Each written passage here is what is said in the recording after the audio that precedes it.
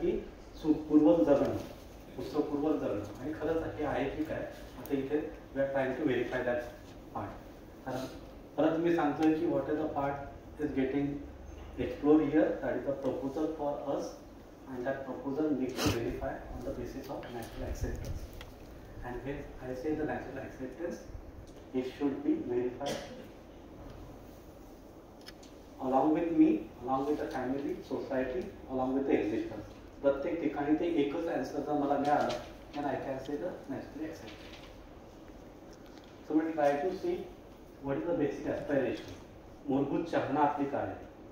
कारण काय? कारण आपण म्हटलेलं आहे की शिक्षणाची भूमिका निश्चित आचरण आणि उत्सवपूर्वक जगण्यासाठी, सुखपूर्वक जगण्यासाठी, त्यासाठी आपण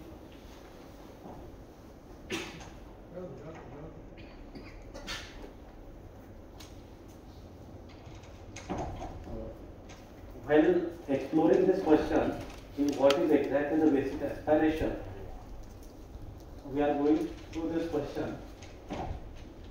What do we all want? हमारी चाहना क्या है?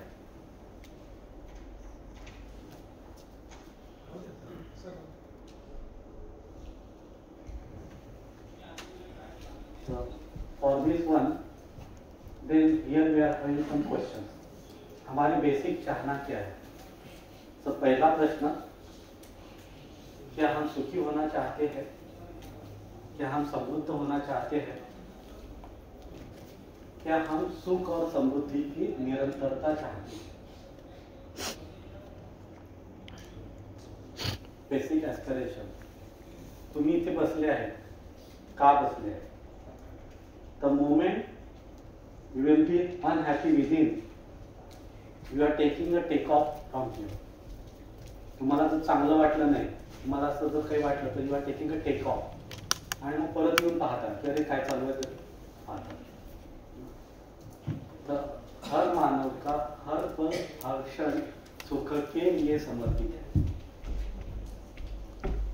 हर मानव का हर पल हर क्षण सुख के लिए समर्पित है. या वाक्याकडे आपलं लक्ष जाते. And to see that one we are asking this question, do we want to be happy? असं कोणाला वाटते का नाही सुखी नाही व्हायचंय, दुःखी व्हायचंय? आहे कोणी असा? तर समृद्ध, हियर वी आर नॉट, आपण दोन शब्द वापरतोय. We are using the happiness, we are using the prosperity, सुख आणि समृद्धी. परत here we are trying to see the meaning and the reality. जर आताही मी तुम्हाला विचारलं जस्ट डिफाईन द हॅपीनेस, काय क्वेश्चन आहे, काय आन्सर आहे? जर तुम्हाला प्रत्येकाला सुखी व्हायचं आहे, हो की नाही? डिफाईन सुख, सुखाला डिफाईन करा. मग कारण now here we are not talking about only the words, here we are trying to touch the reality of every word. आपण तिकडे जाऊया. पण पहिला प्रश्न हा करूया, क्या हम सुखी होना चाहते? यस. क्या हम समृद्धि होना चाहते? यस. क्या हम उसकी निरंतरता चाहते हैं?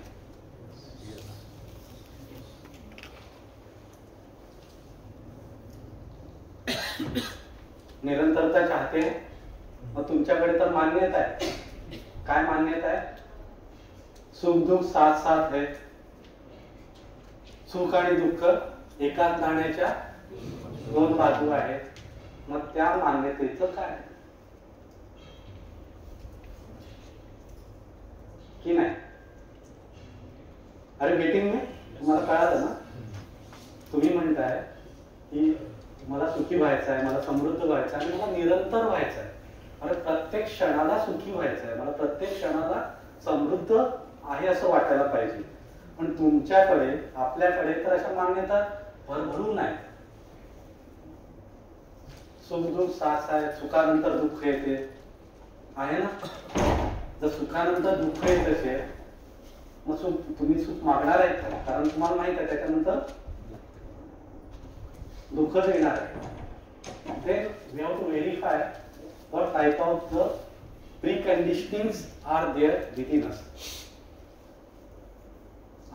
आणि त्यासाठीच मी म्हटलंय की जे काही आपल्याकडे आहे ते विदाउट व्हेरिफिकेशन ते आपण आपल्यात घेतले आहे. आणि का घेतलंय?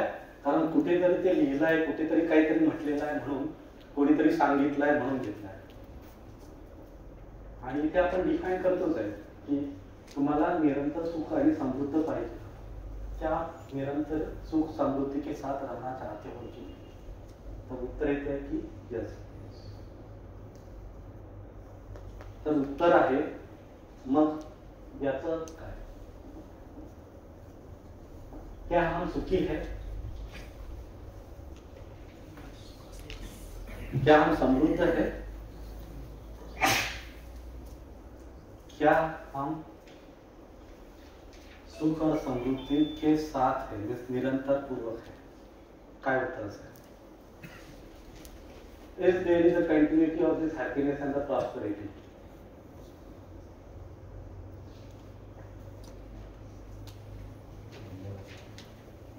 परत मान्यावर आहे, सुख मान्यावर आहे, दुःख मान्यावर आहे.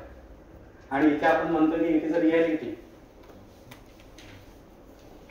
जसं प्रकाश, प्रकाशचा सोर्स काय आणि अंधाराचा सोर्स काय?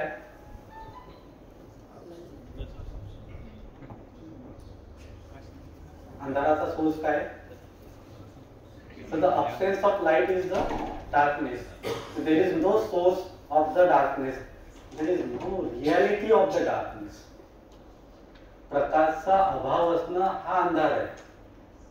There is no reality in terms of this. अशी रियालिटी नाही आहे darkness. Are you getting this part? There is a reality about the प्रकाशची रियालिटी आहे, त्याचा सोर्स आहे. and there is nothing as such the source for the darkness. There is a source for the light.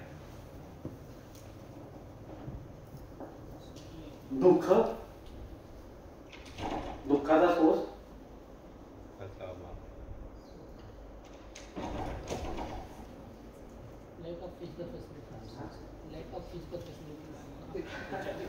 वो देखेंगे.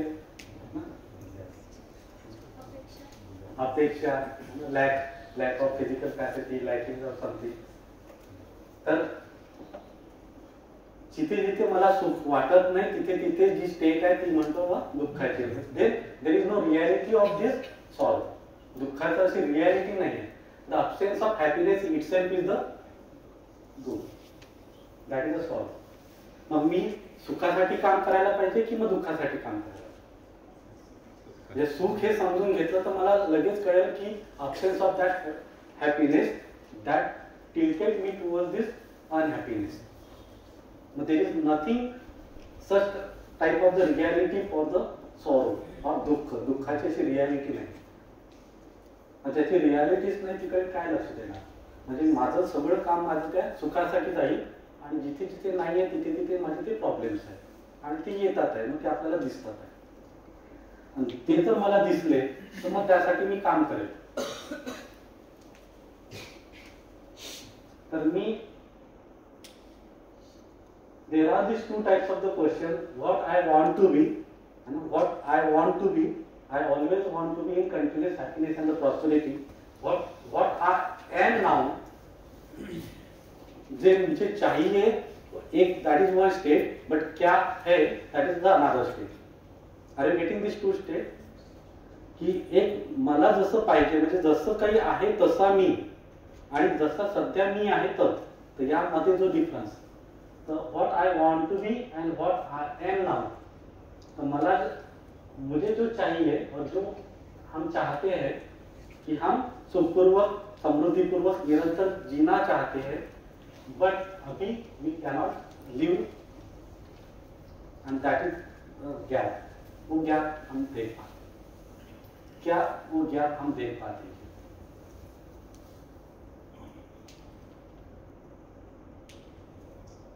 So we are not always happy. We are always happy and prosperous. ते पण check करूया prosperous कोणाला म्हटलं जाते. खरंच third तर मग प्रॉब्लेम तो येतोच आहे की कंटिन्युटी आहे की नाही. बरं, मग या सुखासाठी या समृद्धीसाठी आपण किती काम करतो.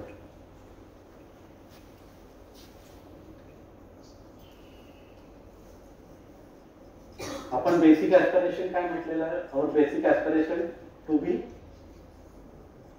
बी happy at each and every instant. निरंतर सुखपूर्वक जगणं, निरंतर समृद्धीपूर्वक जगणं, that is the basic aspiration. पण त्यासाठी आपलं काम आहे. आणि हा गॅप दिवसेंदिवस जसं वय वाढते तसा गॅप हा कमी कमी होतोय की वाढतोय.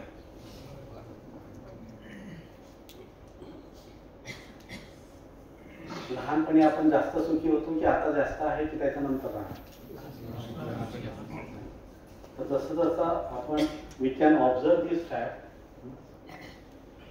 The gap is getting wider and wider.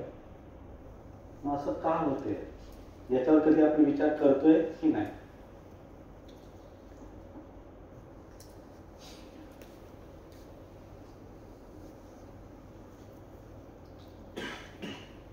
मूळ कारण इथे आहे की even though the gap is increasing, we are only working for this happiness and the prosperity. So we are trying to work for this happiness and the prosperity. पण जर सुख आणि समृद्धी कशाने मिळेल तिथे आपल्याला थोडा क्वेश्चन असल्यामुळे मग आपले जे प्रयास आहेत, आपले जे एफर्ट्स आहेत ते कुठेतरी दुसरीकडे जात आहेत. आणि ते इथे सांगण्यात येते की सुख आणि समृद्धी हे समजून घेण्यासाठी आपला वेळ जातोय की ॲक्युम्युलेशन ऑफ दिस फिजिकल फॅसिलिटी कडे जातोय. जर आता आपण 24 तास पाहिला तर ह्या 24 तासामध्ये आपण किती वेळ सुख समृद्धी हे समजून घेण्यासाठी करतोय की फिजिकल फॅसिलिटी मिळण्यासाठी आपला वेळ. काय वाटतं. फिजिकल फॅसिलिटीसाठी आपल्याला करायचं काय आहे. आपल्याला सुख आणि समृद्धीसाठी in fact we are working only for the happiness and the prosperity. We are working for that one but still we are doing this part. कारण काय. So we are going for that part. की असं का होते.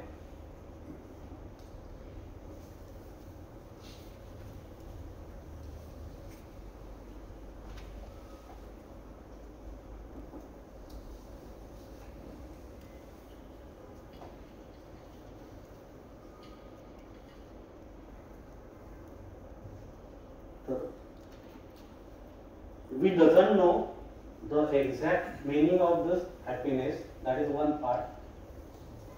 The second, we doesn't know the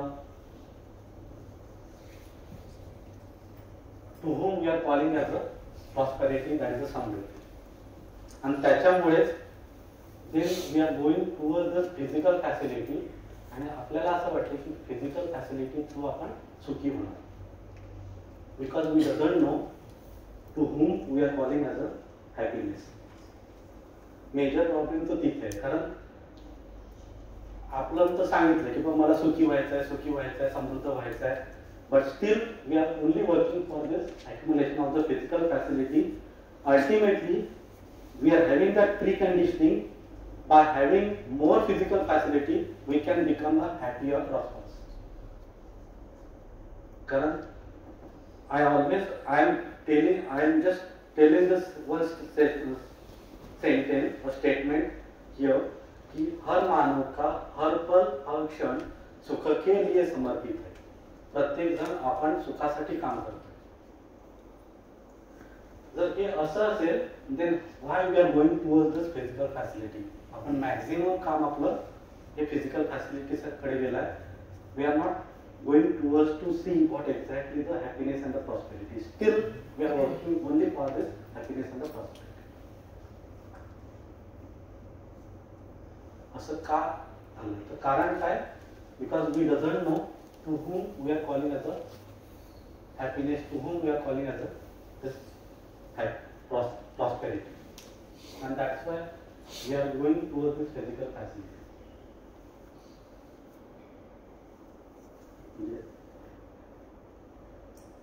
एक गाडी घेतल्यानंतर किती वेळ आपल्याला चांगलं वाटते?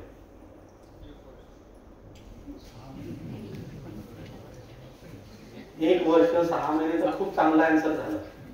समजा फॉर एक्झाम्पल गाडीचा आपण एक एक्झाम्पल कोणती गाडी घेऊ आणि डिझायर समजा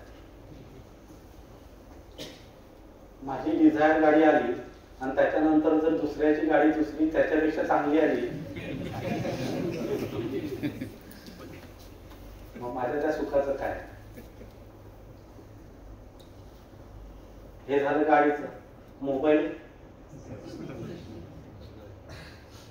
तर जेवढ्या घराचं पण ते घर आपण एवढं प्लॉट घेतो, घर बांधतो आणि बांधल्यानंतर तर आरामात जगायला पाहिजे. आता किती वेळ जातो बाजूचा प्लॉट सुरू झाला की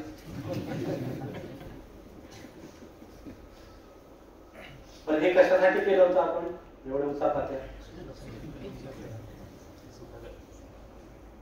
असं मानून घेतलं की त्यातनं सुख मिळेल, पण त्यातनं नाही मिळालं हा निष्कर्ष तरी निघाला की नाही हे महत्वाचं. कारण तो निष्कर्ष पण नाही निघत, मग आपण देतो दुसऱ्याला त्रास. म्हणून इथे आपण सांगतो की always we should be aware what is happening. तर निष्कर्ष तर निघून काढूया की यातनं नाही, यात सुख नाही. There is something else from that one we can get that happiness and the prosperity. घराचं प्रयोजन काय आहे? घराचं प्रयोजन काय आहे? माझ्या शरीराच्या संरक्षणाच्या अर्थाने घर आहे.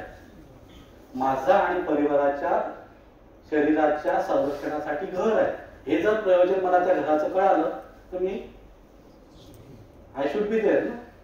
ओके आहे माझ्याकडे. Then we should able to define this prosperity. This is the feelings. These are the feeling of what? Having more than what I require.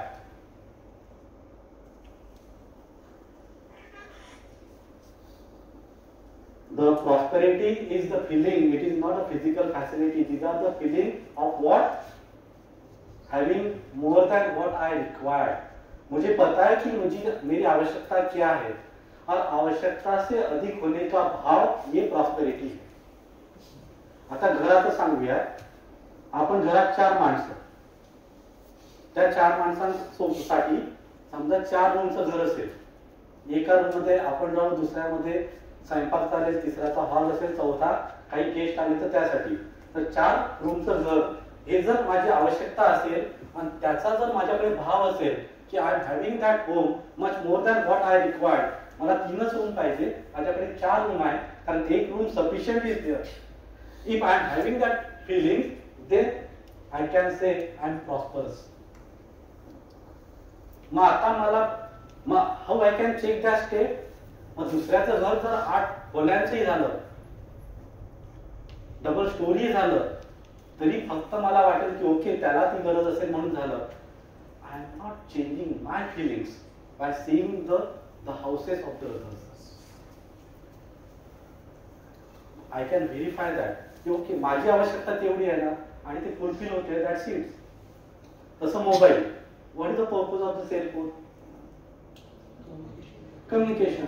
आपण कशासाठी वापरतो? आपल्याकडे उत्तर सगळे आहे, पण वापर कशासाठी आहे? युट्यूबला आपण चांगले सेशन्स ऐकणं आणि ते मुलांना डिलिव्हर करणं यासाठी तो युट्यूब कितीदा वापरतो किंवा त्याच्या अदरवाईज यूज किती आहे.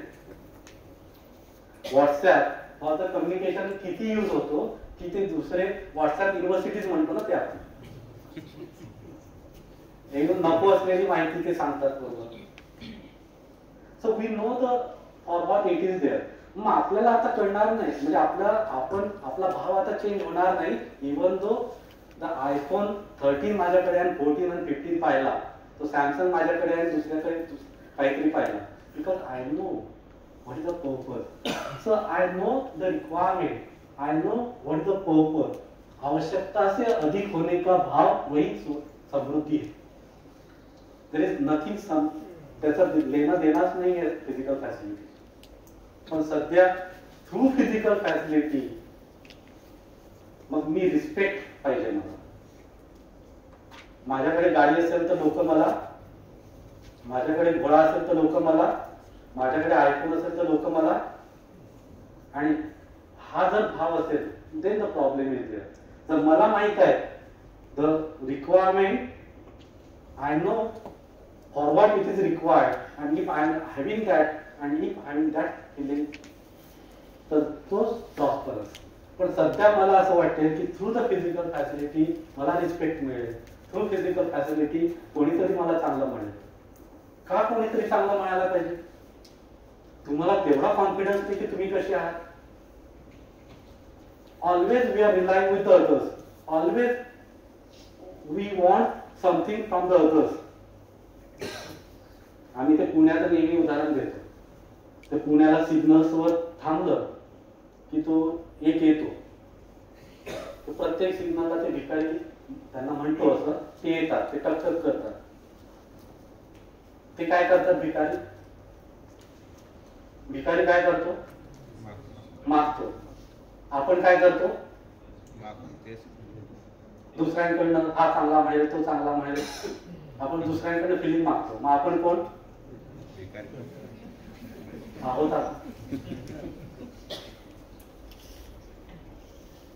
लक्षात येते प्रत्येक वेळेस याने चांगलं म्हणायला पाहिजे, एक म्हणायला पाहिजे. अरे असं का? तुमच्यात तेवढा कॉन्फिडन्स नाही का तुम्ही चांगले आहात? तुम्ही चांगले आहात, तुम्ही चांगलं करा. That's it. Always we are relying with the others because we doesn't know what we are, we doesn't know what is there. तर here we are define that the requirement. Because of that one ते आपण समृद्धी त्या acquisition कडे जातोय, physical facility. कारण कितना घर होने के बाद आपको अच्छा लगेगा. किती मोबाईल असल्यावर तुम्हाला चांगलं वाटेल, किती गाड्या चेंज केल्यावर तुम्हाला चांगलं वाटेल. Endless. Because there is nothing, there is no relation between this two. तुमच्या समृद्धीच्या फिलिंग्स आणि physical facility, there is no relation, because physical facility is for something else. जसं घर शरीराच्या संरक्षणाच्या अर्थाने, mobile communication among the people. जेवण, अन्न कशासाठी? शरीराच्या. उत्तर आपल्याला माहित आहे, पण आता जेवण कशासाठी असते आपलं? टेस्टसाठी. मग खातोच आहे आपण. मग काय खातो? मग आज गुलाबजामुन, मग 1 नाही, 10 नाही, 15, मग दुसऱ्या दिवशी नाही, आता गुलाबजामुन, नंतर रसगुल्ला, त्याच्यानंतर तो व्हेरायटी आणि क्वांटिटी मध्ये अडकलाय. आणि व्हेरायटी आणि क्वांटिटी हा सगळीकडे लावतो. Because we doesn't know exactly the purpose of that physical facility also, and through that physical facility we want this other part, and त्याचं काही लेना देनाच नाही. का? इथे आपण पाहिलं the prosperity, these are the feelings. This is not the physical thing. The prosperity is the feeling. It is not the physical thing. What feeling? Having more than what I require. म्हणजे आता माझी requirement पण मला कळाली, माझी आवश्यकता मला कळाली. आणि सर, मुलांना 4 वर्षामध्ये फक्त आवश्यकता पण डिफाईन केल्या तरी तो सक्सेसफुल इंजिनियर म्हणून जातो. मुलाला फक्त आवश्यकता डिफाईन केल्या 4 वर्षामध्ये की त्याच्या आवश्यकता काय. आज आपण पण आपल्या आवश्यकता नाही सांगू शकत. And once that requirement is defined, मग ह्या आवश्यकता अनिश्चित आहे की निश्चित आहे?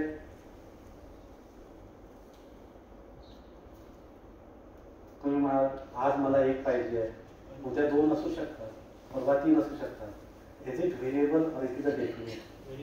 व्हेरिएबल.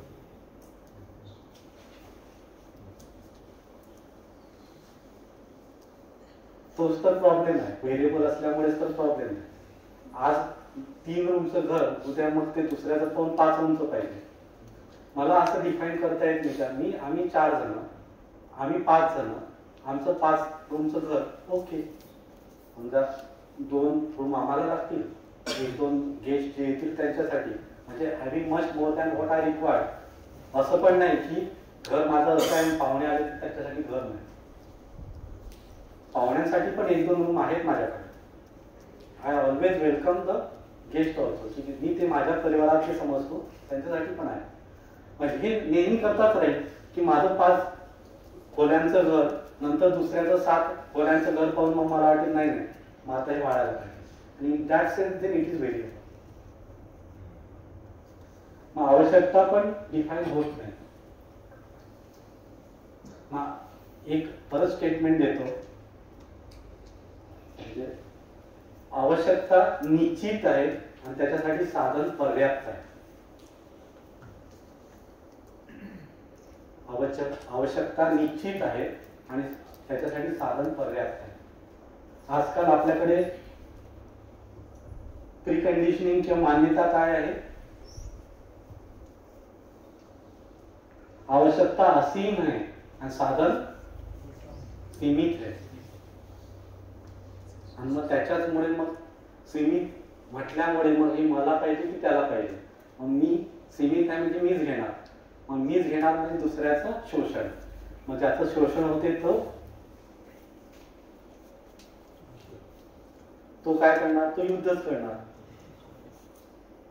मग तो युद्ध करणार म्हणजे ते सुरू झालं. सर, आवश्यकता जेव्हा आपण डिफाईन करतो, जसं तुम्ही म्हटलं की आता की आपल्याकडे 3 मेंबर आहे, 4-5 मेंबरचं घर आहे आपलं, तर आपण प्रत्येक मेंबरला एक खोली, 3 खोल्यांचं घर, 4 खोल्यांचं घर पण करू शकतो. किंवा आपण ग्रामीण भागात पाहतो, किंवा आपण आपले आई वडील आधी म्हणजे खूप लो इन्कम ग्रुपमध्ये होते, तर एका रूममध्ये पण 4 लोकांचं कुटुंब राहत होतं. किंवा आपण प्रत्येक पाहुण्यांसाठी वेगवेगळ्या खोल्यांचं 8 खोल्यांचं घर पण करू शकतो. कालांतराने रवींद्र भैया, मी आणि ते मांडवकर सर आम्ही एका खोलीत चर्चा करतो. इंजिनिअरिंग कॉलेजेसला पे स्केल प्रमाणे 8वा पे स्केल पण आला. प्रोफेसरला समजा 2.5-3 लाख रुपये पगार मिळतो, तर त्यांनी मग त्या 3 लाखाचं काय करायचं? त्याच्याकडे तर ऑप्शन आहे, त्याच्यात त्याला ते इंजिनिअरिंग कॉलेजला शिकवताना किंवा इंजिनिअरला असं आहे की तुला 3 लाखाची नोकरी मिळत आहे, मग उरलेल्या पैशाचं करायचं काय? आणि प्रश्न आहे. म्हणजे मग मला तेवढ्या खोल्या घ्यावं लागेल, ती गाडी घ्यावी लागेल, मग ते नकळतपणे माझी गरज बनून जाईल. मी ग्रामीण भागात राहतो आहे, मला तेवढेच पैसे मिळवता येतात, त्यामुळे मला एका खोलीत राहणं माझं हे आहे, मजबुरी आहे मला. किंवा मला एवढे पैसे मिळत आहे आणि माझ्या बरोबरची बाकीची लोक करत आहेत.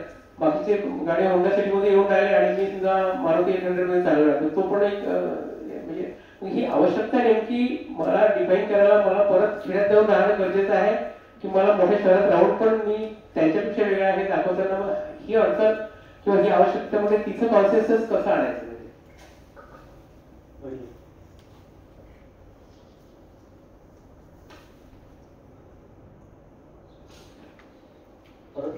सरांचा प्रश्न कळाला ना?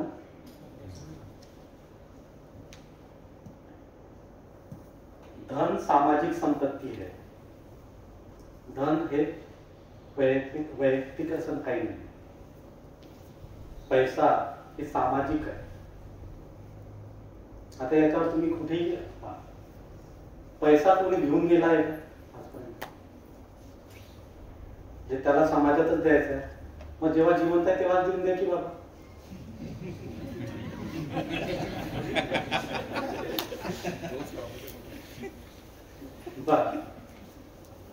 आपण तर्क लेवलला जातोय. तर्क लेवलला कोणी घेऊन गेलेला दिसला का? म्हणून धन सामाजिक संपत्ती. धन हे तुम्हाला समाजात समाजाची वस्तू आहे, समाजातच द्यावं लागेल. आणि जिथपर्यंत ते समाजात देणार नाही, तुमचे प्रॉब्लेम्स आहेत. आणि मग तिथे का प्रॉब्लेम्स आहे? कारण we are not able to define that our आवश्यकता, ज्या रिक्वायरमेंट आहे ती डिफाईन नाही करू शकत. आणि मग ह्या रिक्वायरमेंट मला माझ्या पाहता येणं गरजेचं आहे, ना की कंपॅरेटिव्ह मध्ये. आणि समजा गव्हर्नमेंट मला 3 लाख देतेही आहे आणि मला जर 50,000 लागताय तर मी अजून 50 ठेवून 2 लाख समाजात देईल. मी आज नाही देणार तर मला उद्या द्यायचंच आहे. आणि मी नाही दिला ना तर मुलगा काय करतो हे माहित आहे. असे 3 पिढ्या अजून दिसल्या नाही की त्या चांगल्या चांगल्या चालू आहे. अनलेस अँड अंटिल त्यांच्या पिढीमध्ये एज्युकेशन संस्कारचं काम चालू आहे. तुम्ही पण आरामात आज रात्री बसा आणि तुमच्या गावामध्ये शोधा की असे घराणे की 3 पिढ्यामध्ये ते खूप वर गेले. अनलेस अँड अंटिल त्यांच्या घरामध्ये एज्युकेशन संस्काराचं काम नाही. फॉर्च्युनेटली मी मलकापूरचाच आहे, मला मलकापूरच्या सगळ्या कहाण्या माहित आहेत. पण आपण तिथे जात नाही.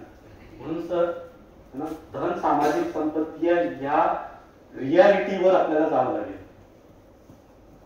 आणि मी असं म्हणतच नाही, तुमची आवश्यकता तर डिफाईन करा. 2 खोल्या, 5 खोल्या, 10 खोल्या करा तर खरी.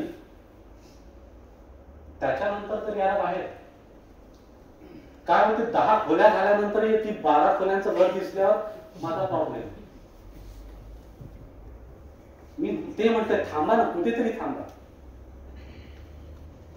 मी असं म्हणतच नाही की एकाच रूम मध्ये राहा, जे समझोता करा, मी असं म्हणत नाही. मी कुठे थांबायला तर शिका. मोबाईल 1.5 लाखाचा घ्या, मी म्हणत नाही घेऊ नका, घ्या. तुम्हाला पाहिजे ना 1.5 लाखाचा घ्या. पण त्याच्यानंतर कोणाचा 2 लाखाचा दिसल्यानंतर तुमचे हाल टाकू नका.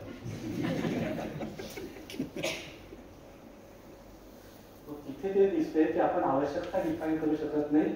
का करू शकत नाही? कारण सरांचा तो प्रश्न एकदम छान आहे, ते आपल्या सेकंड सेशन मध्ये होणार. कारण मी स्वतःला शरीर बांधलेलं आहे, हा सर्वात मोठा आपला रोग आहे. माझ्या आवश्यकता वेगळ्या आहे, माझ्या शरीराच्या आवश्यकता वेगळ्या आहे. हा कंटेंट पहिला आहे आपल्या याचा, पण तुम्हाला ते उत्तर देतोय असं. आणि हा मेजर प्रॉब्लेम आहे. पण जाऊया ते आपण नेक्स्ट सेशनला जाऊया. आणि 99% आपले प्रॉब्लेम तिथेच आहे. पण जाऊया नेक्स्ट सेशन तेच राहणार. पण सध्या इथे आपण पाहूया की these are the feelings where the requirement, I know the requirement, having much more than what that, आणि त्या फिलिंगला आपण म्हटलंय समृद्धी. ते ठीक आहे, सुखाचं या त्या फिजिकल फॅसिलिटीशी आहे की नाही ते पाहूया. The happiness is also getting defined here.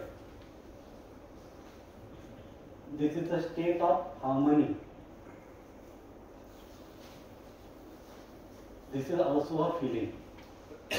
हा भाव आहे, याचा आणि त्या फिजिकल फॅसिलिटीचं काही देणं घेणं नाही. This is also feeling. Feeling of what? It is a state of harmony within. It is a state of synergy within. Simple मध्ये म्हटलं येईल, स्वीकृति के भाव में जीना ही सुख है. द स्टेट ऑफ एक्सेप्टन्स, स्वीकृति के भाव में जीना ही सुख है.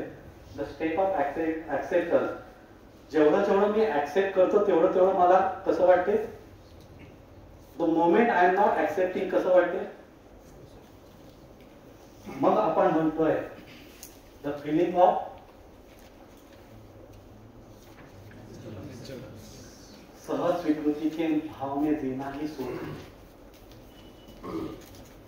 सहज स्वीकृति के भाव में जीना ही सुख है. जे नॅचरली मला ऍक्सेप्टेड आहे आणि त्या फिलिंग मध्ये जे आहे ते माझ्या फिलिंग आहे. आणि आता त्या फिलिंगचं आणि या फिजिकल फॅसिलिटीचं काही देणं घेणं नाही. ते पण आपण चेक करूया. पण now we are having that problem. Why that problem is that we are not able to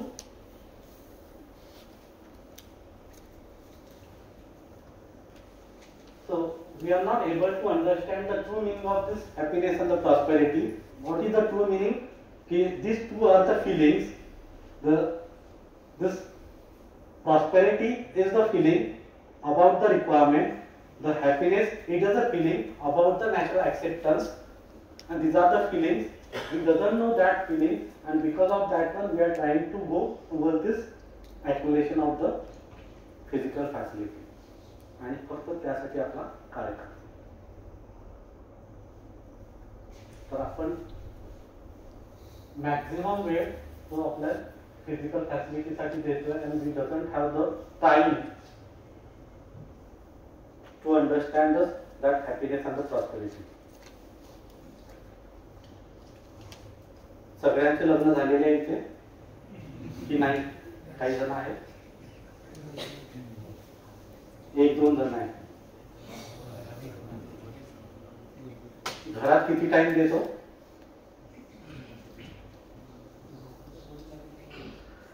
देतो.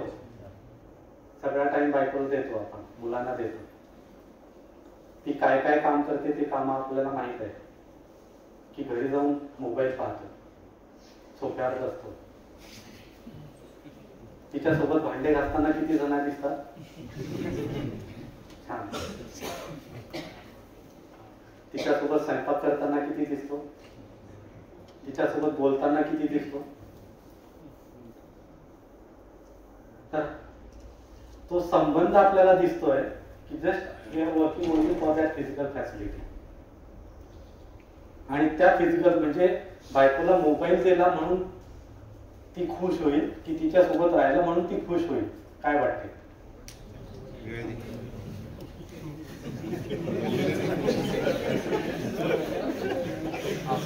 थोडा कठीण प्रश्न आहे.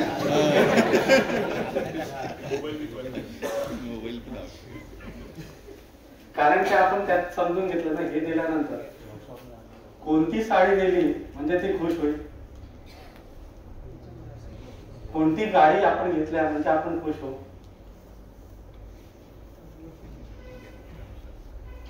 पडोसन की साडी आणि पडोसनचं गाडी सर्वात जास्त दुःखाचा आपला की नाही? तर इथे व्हेरीफाय करावं लागेल आपल्याला की for what we are giving the time. We are giving the time only for that physical facility की देर इज समथिंग एल्स. त्याच्यासाठी आपण काहीतरी वेळ द्यायला पाहिजे. मग देर इज समथिंग एल्स म्हणजे काय की सुख आणि समृद्धी समजून घेण्यासाठी. मग सुख आहे तरी कशात?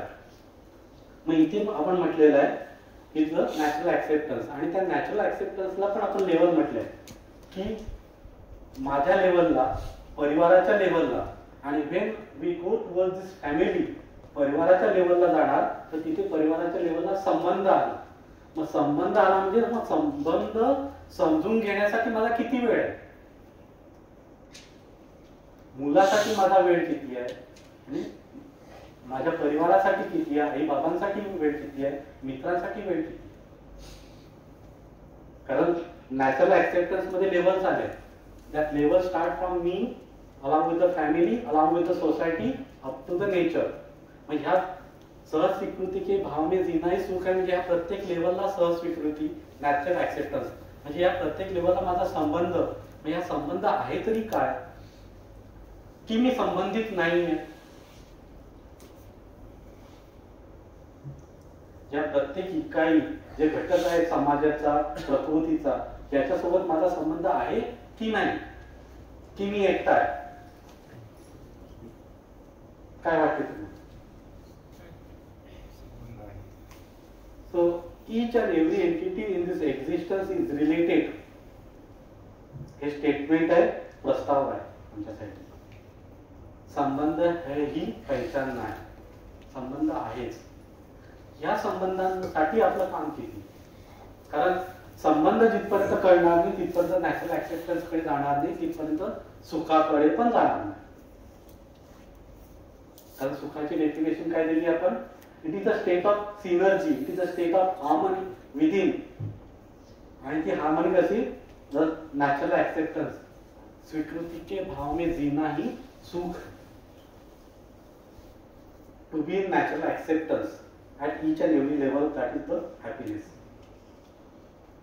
And त्या natural acceptance साठी we should know the relations. संबंध आहे तरी काय, माझा माझ्याशी, माझा परिवाराशी, माझा समाजाशी, माझा प्रकृतीशी संबंध आहे की नाही, तो संबंध ओळखता. मग त्या संबंधासाठी माझा किती वेळ. तर हेच आपण आता नंतरच्या स्लाइड मध्ये जाईल. म्हणजे दोन पार्ट आले, एक तर आला फिजिकल फॅसिलिटी आणि सेकंड पार्ट आला आहे relations. and we are only working for this one. आणि हे even though we are working for this one, physical facility सोबत काम करत असताना we are exploiting the nature or we are nourishing the nature.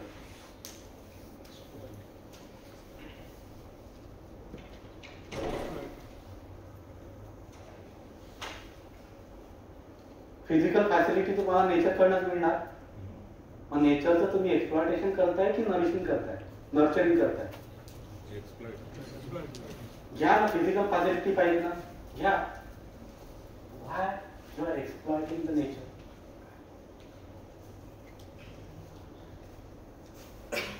की नाही. Can be have that thought process. आणि जर तुम्ही कोणाचं शोषण करणार तर तुमचं काय होणार. हर क्रिया का फल परिणाम है. तुम्ही जर शोषण करणार तर तुमचं काय होणार. आणि मग कशाला रडताय तुम्ही.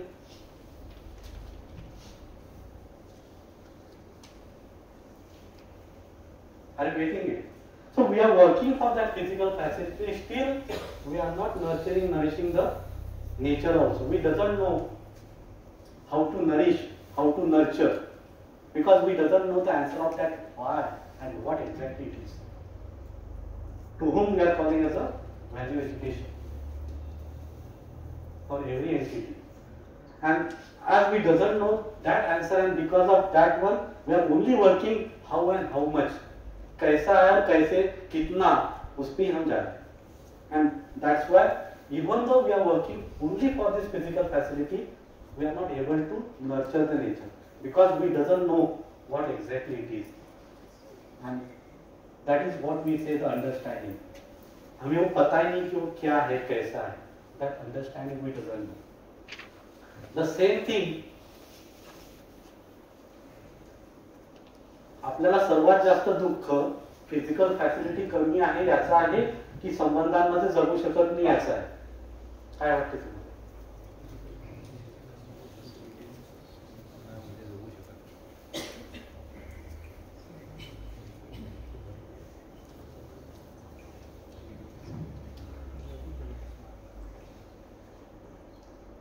आपण संबंधांमध्ये व्यवस्थित जगू शकत नाही याचा आहे की फिजिकल फॅसिलिटी नाही याचा आहे. संबंधांमध्ये जगू शकत नाही याचं सर्वात जास्त आहे. आपण काय म्हणतो, एक रोटी कमी खाईल पण आपण चांगलं राहू की नाही. तर सो इथे पण आपला प्रॉब्लेम, इथे पण problem. Why? Because we are not understood to whom we are calling as a relation. We doesn't know how that physical facilities are there, what exactly that relations. So what is the reality, what is the purpose, and because of that one we are not able to be here also. आता काय झालं problem. एक तर आपण इथेच काम करतोय, आपल्याला माहित नाही की हे काय काय. इथे एक्सप्लॉयटेशन करतो पण इकडे आपलं लक्षच नाही. इथे तर आपण टाइमच देत नाही. इथला तो परत प्रॉब्लेम. पण हे आपल्याला गोष्टी माहित नाही. म्हणजे सगळा वेळ आपला इथे चाललेला आणि इथे तर आपण पश्चिम. अगर फिजिकल फॅसिलिटी नसेल तुमच्याजवळ तर तुमच्या रिलेशनमध्ये बी प्रॉब्लेम होतात. मुलगी बी देत नाही मुलाला. आणि जे नातेवाईक आहे, तुमच्याजवळ पैसे असेल तर नातेवाईक येते, पैसे नसेल तर नातेवाईक येतो. तो हे काय तोच तो प्रॉब्लेम आहे. पण ते सगळ्यांना असं समजलं की यांना पैसाच पाहिजे, त्यांना मी पाहिजे हा कधी कळतच नाही. कारण काय, बेसिकली पैशातनं सन्मान, पैशातनं मिळेल हा बेसिक मान्यता pre conditioning is there. That because of that pre conditioning मग मला वाटते म्हणून मी काय वाजून घेतलं दुसऱ्याला. मला आता इथे आपल्याला खूप व्हेरीफाय करावं लागेल. मला जे वाटते ते मी दुसऱ्यावर लागतो. मला जर वाटलं ना की प्रत्येक माणूस चांगला आहे तर मला सगळं जग चांगलं दिसेल, तो काही ठिकाणी वाईट आहे एवढं दिसेल मला, मग तिथे मी करेक्ट करू शकतो. जर मी बेसिकली चांगला असेल तर मला सगळं चांगलं दिसेल. जर बेसिकली माझ्यात प्रॉब्लेम आहे तर मला सगळ्यांमध्ये त्याच्यापेक्षा जास्त प्रॉब्लेम दिसेल. आणि हा तिथे प्रॉब्लेम्स आहे. जर मला वाटेल की नाही त्याला जेवढी गरज आहे तेवढं मी देईल, दॅट्स इट. त्याला मी समजून पण सांगेल की बाबा रे हे त्यासाठीच आहे, तो आज नाही उद्या नाही परवा नाही पण घेईल. पण बेसिकली मूल मान्यता माझ्याकडे आहे की सुखी होना चाहता है, मैं भी सुखी होना चाहता है आणि सुखासाठी आपण जाऊ शकतो. पण ते सुख या फिजिकल फॅसिलिटी मध्ये आहे. याच्यात जर मी अडकलो तर मी त्या दुसऱ्यालाही अडकतो.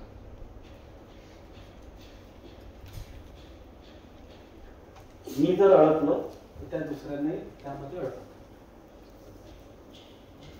पण अगेन मी म्हणतो म्हणून नका व्हेरीफाय करा. कारण मी म्हणेल ना जेवढे मी 2-3 दिवस म्हणेल आणि तुम्ही जर हो म्हणत गेला तर 4थ्या-5व्या दिवशी तुम्ही विसरून जा. ते म्हणजे यार 2-3 दिवस सरांनी सांगितलं, आम्ही बसलो पण 5व्या-7व्या दिवशी तुम्ही विसरून जा. कारण काय, फक्त तुम्ही ते ऐकलाय, आता तुम्ही ऍक्सेप्ट करताय, 7व्या दिवशी तुम्ही विसरून जा. दॅट्स वाय मी तुम्हाला सांगतोय की डोंट ऍक्सेप्ट, बिलकुल ऍक्सेप्ट करू नका. किंवा मी तर म्हणे नकारने के लिए आपकी जी जान लगाइए, पण ट्राय टू व्हेरीफाय. तुम्ही म्हणा ना नाही सर फिजिकल फॅसिलिटीनीच संबंध आहे, म्हणा फिजिकल फॅसिलिटीनीच आहे. मग तुम्हाला तसं जर जगणं कोणी पाहिलं तर मग तुम्हाला त्रास होऊ देऊ नका. तुम्हाला जर एटीएम म्हटलं मुलांनी तर मग तुम्हाला त्रास होऊ देऊ नका. आजकाल वडील एटीएमच झाले मुलाला. सगळ्यांचे मुलं ते बाहेर असतात, ते तुम्हाला कॉल करतात. केव्हा करतात? मग तुम्ही काय झाले? मग तुम्ही त्रास करून घेऊ नका. मग तेव्हा का त्रास होतो की नाही? जर स्वतःला जर आपण जर दुसऱ्यांकडे तसं पाहत असतो तर ते आपल्यात आहे ते आपण पाहूया. कारण बेसिक जी मूल मान्यता आहे ना की त्या सुविधेतनं आपल्याला सुख मिळते, हा बेसिक क्वेश्चन आहे. तिथे जर आपल्याला ऑब्झर्व करता आलं तर मग आपण त्यातनं बाहेर येऊ शकतो. तर मॅक्झिमम आपला इथे वेळ तोही क्वेश्चनेबल, कारण आपल्याला हे माहित नाही. इथे तर आपलं लक्षच नाही, इथे तर मग दूर पर्यंत आपलं लक्ष नाही. तर ह्या 3 गोष्टीकडे लक्ष जाते की नाही, पहिला तो पाठ. इकडे 3 गोष्टीकडे लक्ष जाते तुमचं. बरं एवढं तरी तुम्हाला म्हणजे लक्ष जाते का की फिजिकल फॅसिलिटी म्हणून एक पार्ट आहे, संबंध दुसरा एक पार्ट आहे आणि अंडरस्टँडिंग म्हणजे समज तो तिसरा पार्ट आहे. या तिन्हीकडे लक्ष जाते. आता आपलं मॅक्झिमम टाइम तो कुठे जातो?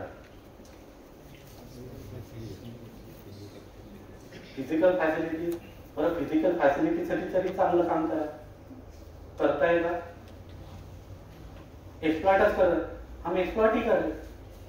मीन्स हमें वो भी पता नहीं है कि क्या physical facility, through that physical facility there is exploitation. आपण अन्न खातो, जे अन्न आपल्याला मिळते ते अन्न नेचरचं नर्चर करून येते की एक्सप्लॉइट करून येते, याचं तुमचं काही देणं घेणं आहे की नाही? की नाही? आणि बाजारात गेल्यावर काय करतात? म्हणजे जर केमिकल टाकून केलेलं अन्न असेल तर ते एक्सप्लॉइटेशनच आहे आणि ते तुम्ही मग घ्यायला पाहिजे की नाही? नाही घ्यायला पाहिजे ना. मग कारण काही एक्सप्लॉइटेड केलेलं आम्ही खाणार नाही, मग तुम्ही कोणतं घ्यायला पाहिजे? जे नॅचरल आहे ना ते तुम्ही घ्यायला पाहिजे. इकडे लक्ष जाते का आपलं? आजपर्यंत जात नसेल तर इकडे आपण लक्ष देऊया. की माझ्या ज्याही फिजिकल फॅसिलिटी आहे त्याच्यासाठी मी आज नाही उद्या नाही पण मी पुढचा माझा 10 वर्षाचा कार्यक्रम बनवेल. पण मी काही कार्यक्रम तर बनवेल की जे करून माझ्या फिजिकल फॅसिलिटीनी नेचरचं पहिले मी म्हणेन मिनिमम एक्सप्लॉयटेशन व्हायला पाहिजे आणि नंतर मी जाईल की there should not be exploitation आणि त्याच्यानंतर जाईल की संवर्धन व्हायला पाहिजे. माझ्या जेवढे फिजिकल फॅसिलिटीमुळे त्या नेचरचं संवर्धन होईल तिथपर्यंत माझं जाणं, तिथपर्यंत माझ्या मग कार्यक्रम. पण एकदम मी जाऊ शकत नाही, पण I will have a steps, I will think for that. पण हे केव्हा जेव्हा I know what exact is that physical facility, त्या सुविधा काय, तो संग्रह काय, तो जर कळाला तर मी त्याच्यासाठी काम करेन. तसंच रिलेशन जर कळाले तर मी त्या रिलेशन मध्ये राहील. आणि का समजून घ्यायचं रिलेशन? बिकॉज इथे आपण म्हटलंय सहज स्वीकृती की भाव में जीना ही सुख आहे. आणि संबंध आपण म्हटलं होतं संबंधांमध्ये जगणं मला आवडेल की विरोधामध्ये जगणं मला आवडेल. संबंधांमध्ये मग सहज स्वीकृती कशाची आहे? संबंधांची. तर सहज स्वीकृतीच्या भावना तुम्ही पहा ना, the moment I am having in opposition आपल्या आतमध्ये पहा काय होते, आपल्यात काय होते पहा. The moment I feel in relation I am always there along with the other, I am always there along with the other. The moment I feel in opposition मग माझ्या कंडिशन पहा आणि मग जसं माझं कंडिशन असत तसं माझं प्रकटन असते. कारण काय? जिसके पास जो है वो बंटन होगा ही. मग माझ्यामध्ये द्वेष असेल तर मी द्वेषित करणार, माझ्याकडे त्रास असेल तर मी त्रासात द्वेष.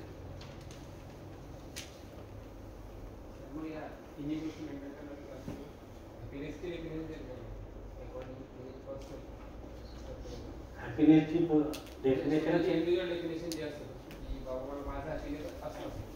हा हॅपीनेसची डेफिनेशन चेंज करण्याच्या ऐवजी आपल्या ज्या मान्यता आहेत त्या चेंज नाही करायच्या, त्या व्हेरीफाय करायच्या. हा त्या व्हेरीफाय करायच्या. सेट म्हणजे म्हणून तर म्हटलं होतं ना की जशी सृष्टी तशी दृष्टी, की जशी दृष्टी तशी सृष्टी. कारण आता माझ्या दृष्टीमध्ये चेंज आहे. दृष्टी म्हणजे मला असं वाटतं की मला असं वाटतं म्हणून तसं असं नाही, जसं आहे तसं मला वाटायला पाहिजे. मग मला चेंज करायचं म्हणजे मला असं वाटेल की काहीतरी वेगळंच करायचं असं नाही आहे. जसं आहे तशी मग माझी दृष्टी होईल. माझी दृष्टी म्हणजे माझं तसं आचरण होईल. मग कसं आहे की मी म्हणतो की द रिलेशन इज देअर. या युनिवर्स मध्ये प्रत्येक इकाई हे दुसऱ्याशी संबंधित आहे. संबंध है ही वो पहचानना है. फक्त मला ओळखायचं आहे. मग प्रत्येक इकाई दुसऱ्याशी संबंधित आहे. हा जर छोटा पार्ट हे जर स्टेटमेंट मला जर समजलं तर मग मी तसं जगू शकतो. मग तसं माझं डेफिनेशन. मग ज्याच्या माझ्या काही मान्यता आहेत त्या मला व्हेरिफिकेशनला टाकावं लागेल. ज्याच्या काही मान्यता आहेत त्या व्हेरिफिकेशनला, आणि जे जे इथे सांगण्यात येते आहे ते पण व्हेरिफिकेशनला घ्या. दॅट्स वाय मी हा मान्यता करा असं म्हणत नाही. मान्यतेला आपण काय म्हणतो? बिना जाणे मानना. आपण ते व्हेरीफाय करत नाहीये आणि त्याच्यावर मग आपण ऍक्सेप्ट करून देतो. दॅट इज व्हॉट अ मान्यता.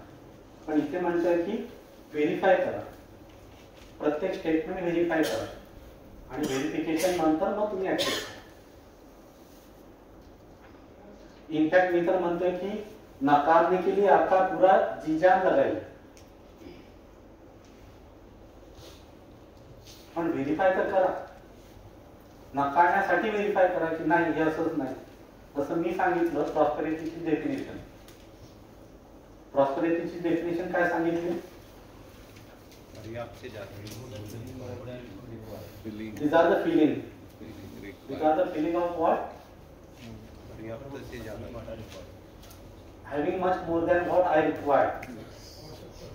आवश्यकता से अधिक. मग म्हणजे काय? मला आवश्यकता डिफाईन होणं गरजेचं आहे. The moment I can define that आवश्यकता needs, कारण माझे जर आवश्यकता डिफाईन झालं त्याच्यापेक्षा जास्त झालं की सगळं. मग आवश्यकता डिफाईन साठी पण मी सांगितलं मग तुम्हाला सगळ्यांचं प्रयोजन माहीत पाहिजे, पर्पज माहीत पाहिजे, तरच आवश्यकता डिफाईन होऊ शकतात. जसं घराचं प्रयोजन काय, मोबाईलचं प्रयोजन काय, गाडीचं प्रयोजन काय, कपड्याचं प्रयोजन काय, कपड्याचं प्रयोजन काय, शरीराचं संरक्षण, त्याचं काही लेणं देणं आहे सन्मानशी. आता आपण कपडे कशासाठी घालतो?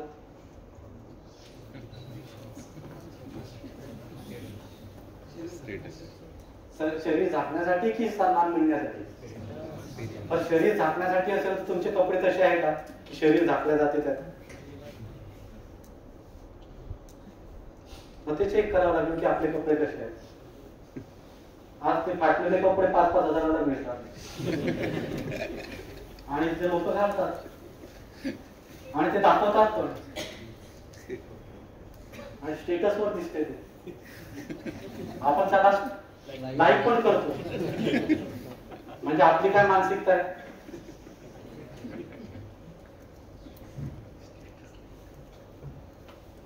तर त्या गोष्टी आपल्याला व्हेरीफाय कराव्या लागतील, है ना. आवश्यकता डिफाईन करण्यासाठी म्हणून इथे मी टाकलंय, इथे आपण शब्दांवर जाणार नाही. आपण प्रयोजन, पर्पज, क्या प्रयोजन आहे हे जर क्लिअर झालं तर आवश्यकता क्लिअर होते. आवश्यकता क्लिअर होण्यासाठी प्रयोजन तुम्हाला व्हेरीफाय करावं लागेल आणि प्रयोजन व्हेरीफाय करण्यासाठी मग रियालिटीवर जावं लागेल. जसं जेवण, समजा आपण म्हणू की पोट पाण्यासाठी मला जॉब करावं लागते, असं म्हणतो ना. पोटासाठी जॉब करावं लागते. तुमच्या पोटाला लागते किती सांगा बरं, आपण गणितच करून पाहू. एका जेवणामध्ये किती केजी असते तुमचं वजन? 1.5-2 केजी. समजा सर चावल आणि गेहूं आणि सब्जी असं केलं तर एका जेवणामध्ये किती असेल? 2 केजी. 2 जास्तीत जास्त 2 समजू. तुम्ही 3 टाइम जेवताय, 6 केजी. 365 × 6 केजी किती होतात? 1800. 2000. तुम्ही 70 वर्ष जगाल तर किती होईल ते? 1.4 क्विंटल. 1.4 क्विंटल एकदा शेती केल्यावर होऊन जाते. एका सीझन 2 सीझन मध्ये होऊन जाते. गेला ना तुमचे 70 वर्ष आरामात झाला. कशाला पोटा पाण्यासाठी पाहिजे?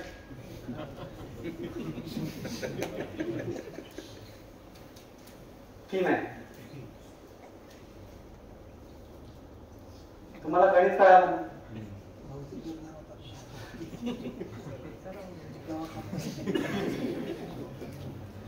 दवाखाना पाहिजे. त्याला शरीराला खराब कोणी केलं? कोणी सांगितलं खराब करायला? सन्मानासाठी, त्या स्टेटससाठी. त्या चौकांमध्ये त्या सगळे ते आहेत. किती गर्दी असते, पण किती वेटिंग असते तिथे. घरात 1 मिनिट तो थांबायला तयार नसणारा माणूस तिथे 15 मिनिटं वेटिंगला असताना तो स्टेटसला टाकतो, मी इथे आहे, 15 मिनिटं वेटिंग करतोय. आणि घरात 5 सेकंद लेट झालं तर तुमचे हावभाव कसे असतात? ताट प्रेमाने येते का?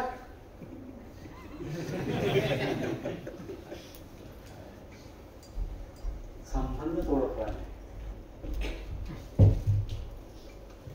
ह्या बेसिक गोष्टी करता येत आपल्याला. इथे ना फिजिकल फॅसिलिटीकडे आपलं लक्ष आहे. म्हणजे इव्हन जो आपण सांगतोय की त्याच्यासाठी काम करतोय, तिकडे आपलं लक्ष नाही. संबंधांसाठी म्हटलंय तर तिथे पण लक्ष नाही. आणि असं का होतंय? Because we are not going towards this purpose and the reality, and that is what the understanding.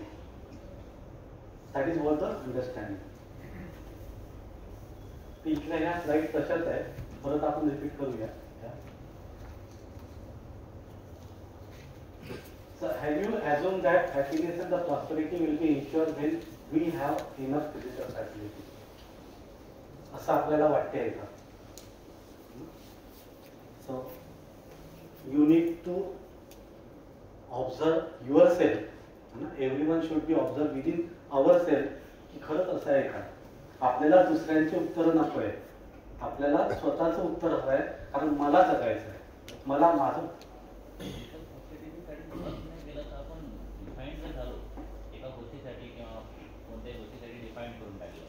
त्यामुळे आपण एक प्रयत्न ठेवला की सगळ्यांचं प्रत्येकाचा वेगवेगळं आहे डिफाईन करू. फ्युचरमध्ये कसं करू. एक तर मी म्हणत होतो सगळ्यांचं वेगवेगळं सुख आहे असं मी म्हणताय. सुखाचं डेफिनेशन एकच दिलं. बरं दुसरं असं मी म्हटलंच नाही की तुम्हाला आवश्यकता करू नका. मी तर म्हणतो डिफाईन करा. डिफाईन समजा एक घर केलं, एक करा, तर त्याच्यासाठी तुम्ही काम कराल ना. तुम्ही अन्नासाठी रेग्युलर पाहिजे, कपडे पाहिजे, तर तेवढ्यासाठी काम. मग तुम्हाला जर 4 तास आहे तर 4 तास करा ना काम. त्याच्यात बाकीचं तुम्ही समजून घेण्यासाठी करा. आता तुम्ही न समजून काम करताय तर सगळं एक्सप्लॉयटेशनच इथे. Always there is exploitation. तर एक्सप्लॉयटेशन न होण्यासाठी करा ना काम.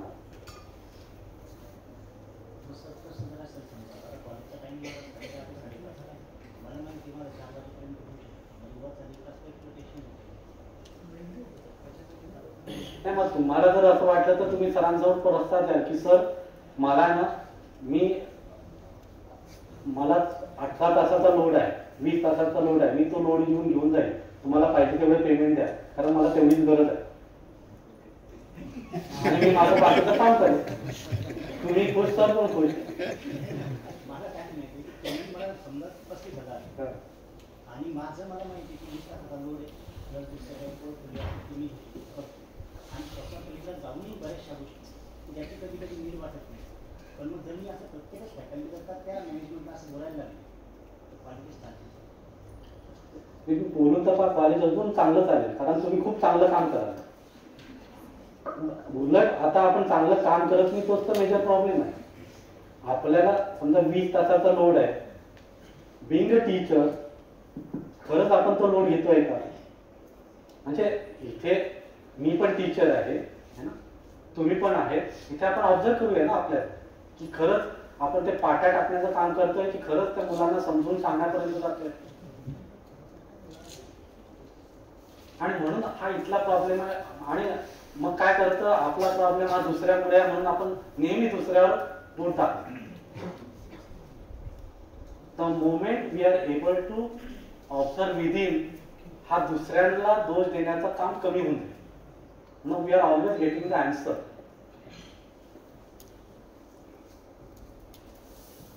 आणि तुम्हाला मग कुठे जाण्याची गरज नाही. तुम्हाला इथेच दिसेल की अरे ठीक आहे 20 तास मी काम करतोय, तुम्ही बाकीचे 20 तास मुलांसोबत काम करू शकाल. त्याच्यातनं तुम्हाला म्हणजे जे काही मिळेल ते चांगलंच मिळेल कारण सोसायटीसाठी काम करा. आता आपण मुलांसाठी काउन्सिलिंग किती करतो. एखादा मुलगा आलाय त्याच्यासोबत बसणं, त्याच्यासोबत जगणं, त्याच्यासोबत शेवटपर्यंत राहणं की हे माझं काम आहे मला त्यासाठी. मग मी जर पैशात मोजलं तर मी म्हणाल हे हा माझं काम नाही, हा माझा पोर्टफोलिओ नाही. आपण त्यातच जगणार आहे. नाही ऍक्च्युली याच्यामध्ये सर जे तुम्ही सांगता की तुम्ही मुलांना काउन्सिलिंग करा तर मागच्या 2 वर्षापासून माझ्यासोबतचे सर्व लोक आहेत त्या गोष्टी मी करतो. पण बऱ्याचदा असं होतं की एक व्यक्ती जसं तुम्ही सांगितलं की जैशी सृष्टी वैशी दृष्टी.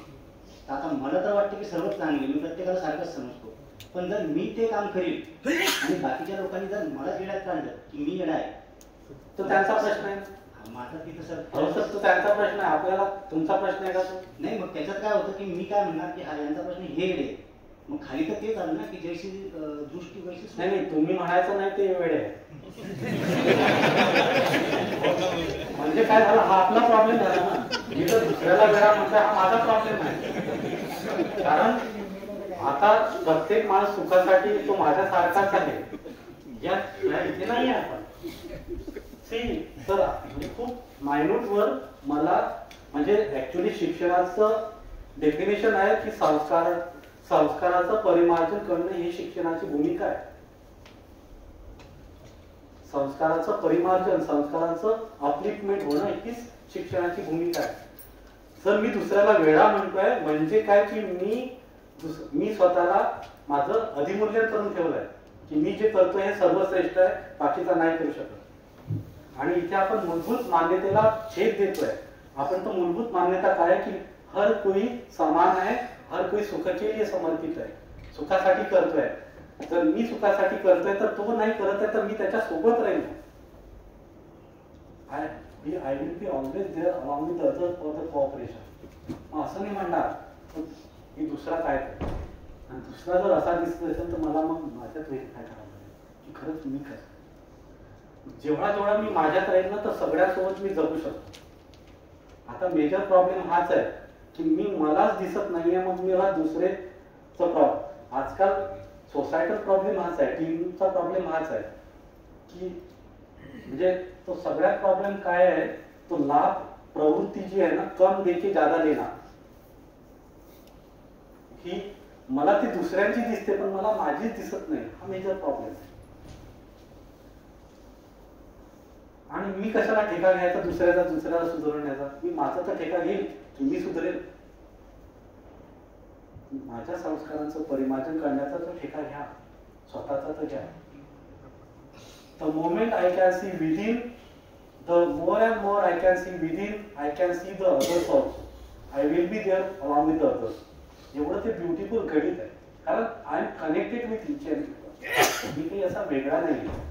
But more I can see within, more and more I will attach and along with the others. Sir बाकीच्या सोबत मी जगू शकतो. अनफॉर्च्युनेटली हे सत्य आहे. जर मी बाकीच्या सोबत जर जगू शकत नाही तर प्रॉब्लेम माझ्यात आहे, हे मला स्वीकारावं लागतं.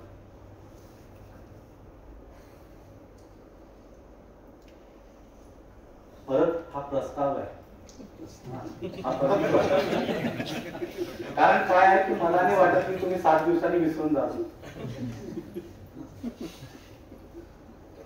जस्ट कीप दिस ओपन करा, व्हेरीफाय करा. आणि मी तर म्हणतो नकारने के लिए जी जान लागायची. कारण काय, त्याच्यातच तुम्ही ती व्हेरिफिकेशनला जा. आणि व्हेरिफिकेशनला एकदा तुम्हाला टच झालं तर तो तुमचाच बिंदू आहे. हे तुमचे संस्कार. संस्कारला डिफाईन तरी काय केलाय, जिसको मैंने सही माना है वही संस्कार है. मग जो खरं जे खरं रियालिटी मध्ये खरं आहे त्याला मी खरं मानलंय ते माझे सुसंस्कार. जे खोटं आहे त्याला मी खरं मानलंय ते माझे कुसंस्कार. संस्कार काही असं काही वेगळं नाहीये. मग तिथेच आपण जातोय रियालिटीला टच करणार की जे रियालिटी है, जो सही है, जो जैसा है वैसा मैं स्वीकारू, वही मेरे संस्कार. संस्कार म्हणजे काय, जीना. फक्त जे बोलणं आहे ते नाही, माझं जगणं हे संस्कार आहे. ते माझ्या जगण्यातनं जे दिसते ते माझे संस्कार, बोलण्यातनं दिसते ते नाही.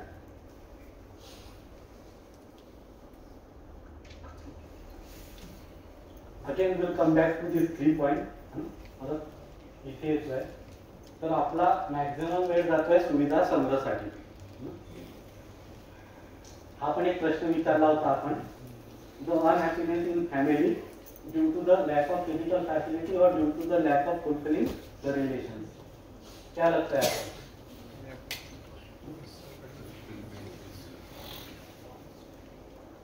जर उत्तर असेल संबंध का निर्माण न होने के कारण ज्यादा आहे, मग आपला जास्त वेळ कुठे आहे? संबंध सुधारण्यासाठी आहे की फिजिकल फॅसिलिटी?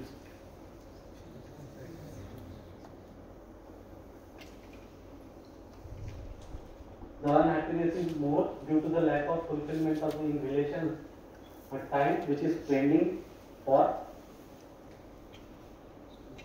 physical facility.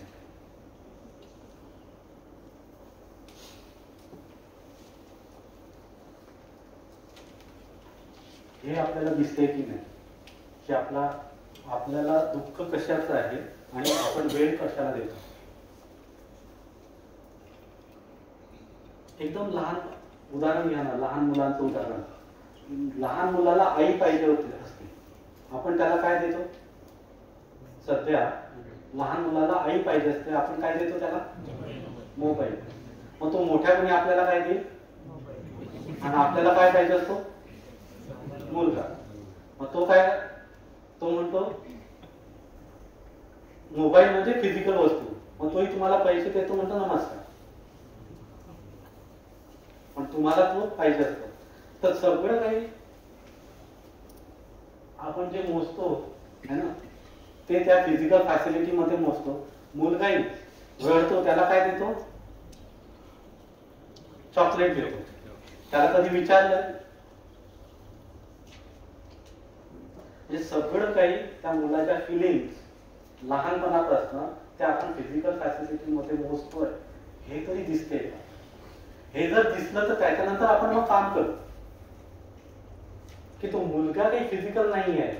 मुलगा त्याचा काहीतरी भाव आहे आणि त्याचे जर काही भाव आहे तर त्या भावाच्या लेवलला मी त्याच्यासोबत काम करणार.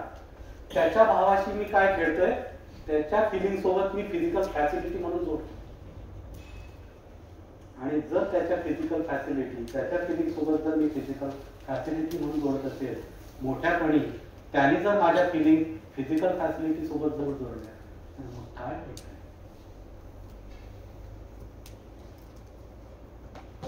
आज समाजामध्ये ते वृद्धाश्रम वाढताय तर आपण दोष कोणाला देतोय? मग आता दोष कोणाला द्यायला पाहिजे?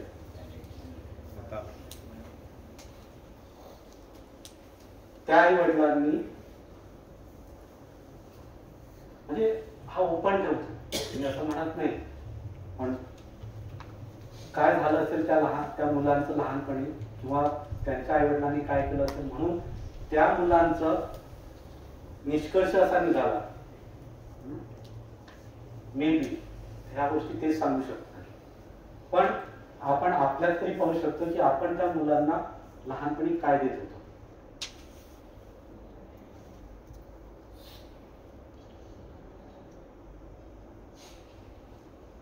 The human being requires the physical facility as well as the relation. तर मी असं म्हणत नाही की तुम्ही सुविधा घेऊ नका. मी असं कुठेही म्हटलं नाही मोबाईल घेऊ नका. मी असं कुठेही म्हटलं नाही गाडी घेऊ नका. मी असं कुठेही म्हटलं नाही घर घेऊ नका.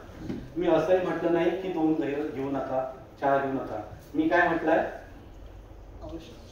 आवश्यकता डिफाईन करा. आवश्यकता डिफाईन करा. मी असं कुठेच म्हणत नाही की कमी घ्या. मी म्हणतो डिफाईन तर करा. म्हणजे काय? The physical facilities are necessary as well as the relations also. संबंध पण गरज आहे फिजिकल फॅसिलिटीची पण गरज आहे. कमी करा असं मी कुठेही म्हणत नाही पण तुम्ही डिफाईन करा असं माझं म्हणणं आहे. तर physical facilities are required as well as the संबंध दोन्हीची गरज आहे. मग आपण आता पशु आणि मानव याच्यामध्ये डिफरन्स पाहूया. याच्या दोघांमध्ये काय? The physical facility that are required for the animals as well as the human being. जसं खायला आपल्याला लागते त्यालाही लागते.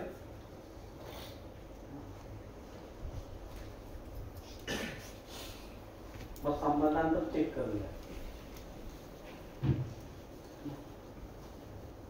The animals the what is the physical facility म्हणजे जेवढं पण जेवण दिलं त्या ॲनिमलला जे खायला दिलं त्याचं ॲडेक्वेट असतं त्याला पूर्ण असते. समजा गाईला तुम्ही चारा दिला त्याच्यानंतर ती काय करते?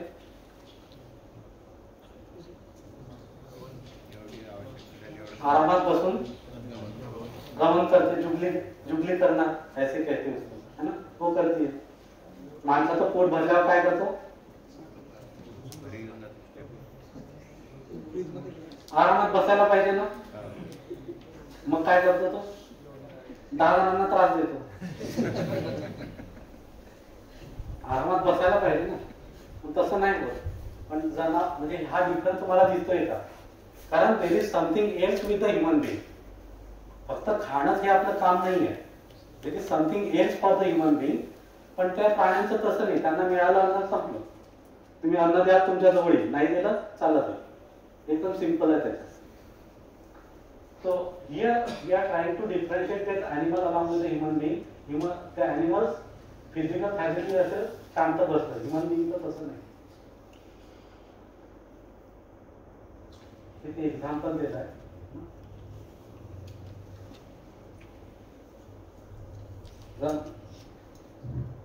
अगर आदमी को मिलता है वो भूल जाता है कि मिला है, उसके बाद वो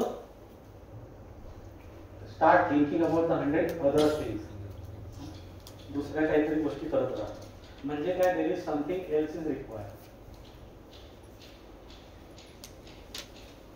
नाउ चेक दिस वन. तुम्हाला दररोज पोटभर जेवायला मिळते म्हणून खुश असतात की ते मिळाल्यानंतर दुसरं काहीतरी चालू होते.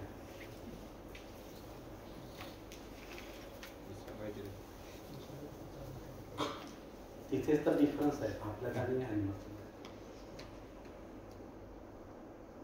कारण आपली नीड्स अजून काहीतरी आहे, आपली नीड्स अजून काहीतरी आहे. तिथे प्राण्यांची दिसत नाही. पाळीव प्राणी सोडून, पाळीव प्राणीच सोडून मी प्राणी शब्द वापरतो, नाहीतर तुम्ही ते पाळीव प्राणी आणा. So these are the two different parts. The physical facilities are necessary and sufficient, but मानवाचं तसं नाही. मानवाला संबंध पण गरजेचा आहे.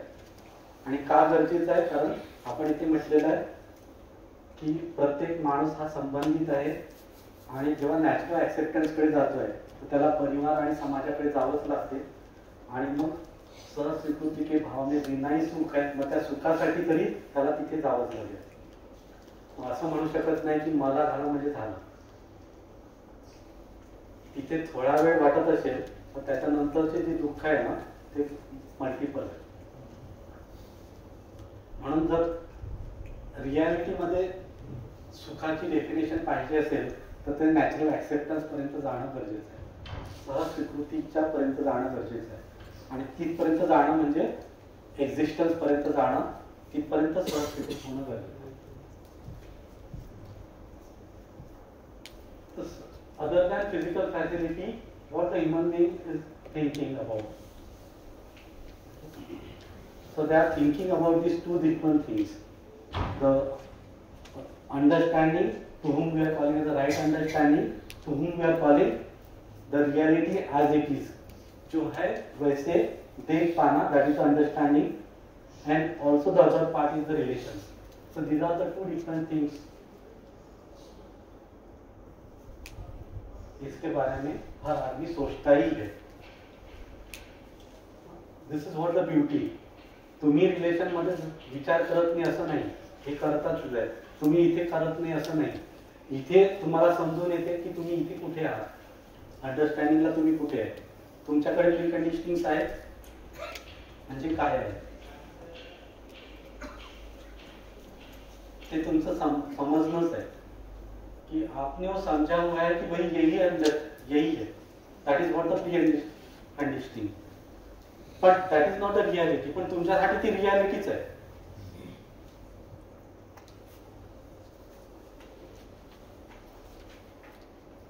कारण एक वाक्य आहे, हर आदमी गलती को सही मानकर करता है. हर मानव गलती को सही मानकर करता है. जिस क्षण उसको पता चलेगा ये गलत है तो वो क्यों करेगा, कि नहीं? हर मानव गलती को सही मानकर करता है. जिस क्षण उसको पता चलेगा ये गलत है तो क्यों करेगा. गलती है तो समझ नहीं, समझ है तो गलती नहीं. मग इथे आपल्याकडे काही मान्यता आहे, बेस त्या मान्यता मग इथे जातात, ते इथे जातात. मग त्या मान्यता करेक्ट आहेत की रॉंग आहे, मग कशावरून?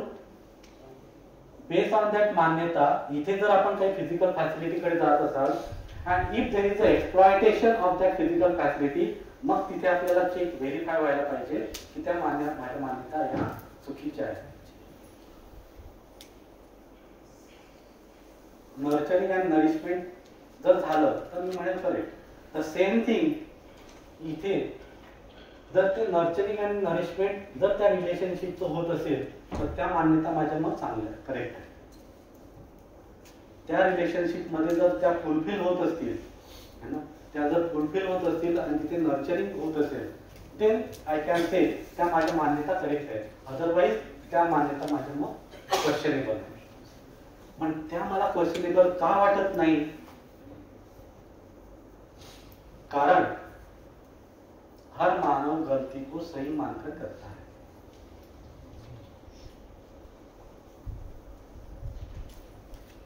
आणि मग जर मला, आणि that's why we always say that की try to verify, try to observe within, observe within at each and every moment. One should be aware at each and every moment. If we are aware at each and every moment, then we are there for this point. मग आपल्याला कळेल की ती चूक आहे की correct आहे. खरंच जसं संबंधांमध्ये तसंच फिजिकल फॅसिलिटीमध्ये, if I am able to touch this point, if I am able to touch this point purpose and reality, तर मग मला कळेल की खरंच हे चुकीचं आहे की नाही. मग ते जर चुकीचं असेल तर I will not do that part. पण जर मी तिथे नाही गेलो, if I am not able to touch this point, प्रयोजन माहीत नसेल, पर्पज माहीत नसेल, तर मग माझ्याजवळ जो पण पार्ट आहे त्याला मी सही म्हणून करेन. मग सिंपल आपण रिव्हर्स करू शकतो की whenever there is exploitation at every moment, but then I have to verify what preconditioning is there with me. त्या प्रीकंडिशनिंग जर व्हेरीफाय करायचं असेल तर मग आउटकमला आपल्याला व्हेरीफाय करावं लागेल खरंच की माझ्या प्रीकंडिशनिंग आहेत की नाही. काय वाटतंय बरं? हे स्टेटमेंट कसं वाटतंय की हर आदमी, हर मानव सही गलती को सही मानकर करता है. काय वाटतंय? बरोबर आहे? मी म्हणून हा प्रस्ताव आहे माझ्या साईडने. व्हेरीफाय करा खरंच आहे की नाही. हर मानव गलती को सही मानकर करता है. जिस क्षण उसको पता चलेगा ये गलत है तो वो क्यों करेगा? तुम्हाला वाटते का चुकीचं करायचं? कोणाला वाटते? समोरच्याला. जो करत आहे त्याला वाटते सर परत व्हेरीफाय करा. ज्या क्षणाला माणसाला वाटेल नाही चुकीचं करायचं आहे, मला नाही वाटत तो माणूस करेल.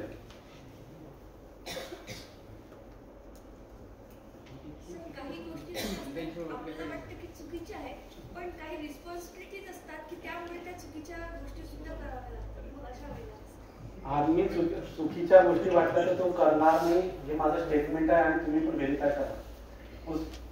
चुकीच्या गोष्टीला आपण करेक्ट मानतो, कुठेतरी त्याला आपण सहमत होतो आहे, जजमेंटल होतो आहे आणि म्हणतोय की नाही मी याच्यामुळे करतोय, पण त्याच्यामुळे पण मी त्याला सही मानतोय म्हणून करतोय. सपोज सर एक्झाम्पल आहे, स्टुडंट आपल्याकडे येतात आणि फीजचं जे आहे की फीज जमा करा. आता जर फीज जमा करायची ते काय ना सांगतात, त्यांच्याकडे फीज जमा करायची पॉसिबिलिटी असते की ते देऊ शकतात, पण ते काही कारणास्तव टाळत राहतात की नाही पाहू. आता स्कॉलरशिप जमा होते, पण त्या SC STचे जे असतात ते लवकर जमा करून नाही देत. 8 दिवसाचा टाइम पिरियड दिल्यानंतर मग आपण त्यांना फाईन लावतो, त्याच्यानंतरही येत नाही. मग अशा वेळेला काही इश्यूज जनरेट होतात. मग त्या वेळेला नाईलाज असतो आपल्याला त्या विद्यार्थ्याला फाईन लावावा लागतो, किंवा जी माहिती आहे की नाही त्याची परिस्थिती तशी असेल, किंवा खरोखर एखादा विद्यार्थी असतो की त्याची परिस्थिती नाही आहे. मग अशा वेळेला आपण त्यांना म्हणतो आणि त्याची परिस्थिती नसल्यामुळे त्यांनी फीस भरू शकली, पण त्याला आपल्यालाही माहिती आहे की त्याची परिस्थिती नाही आहे, पण तरी आपल्याला त्याच्याकडून फाईन घ्यावा लागतो, कारण की ते आपल्या रूल्स आणि रेग्युलेशन मध्ये ठेवणार. मग अशा वेळेला आपण चुकतोय की परिस्थिती चुकते?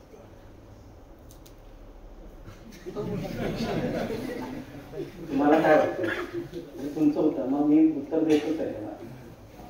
अशा वेळेला मला असं वाटतं परिस्थितीवर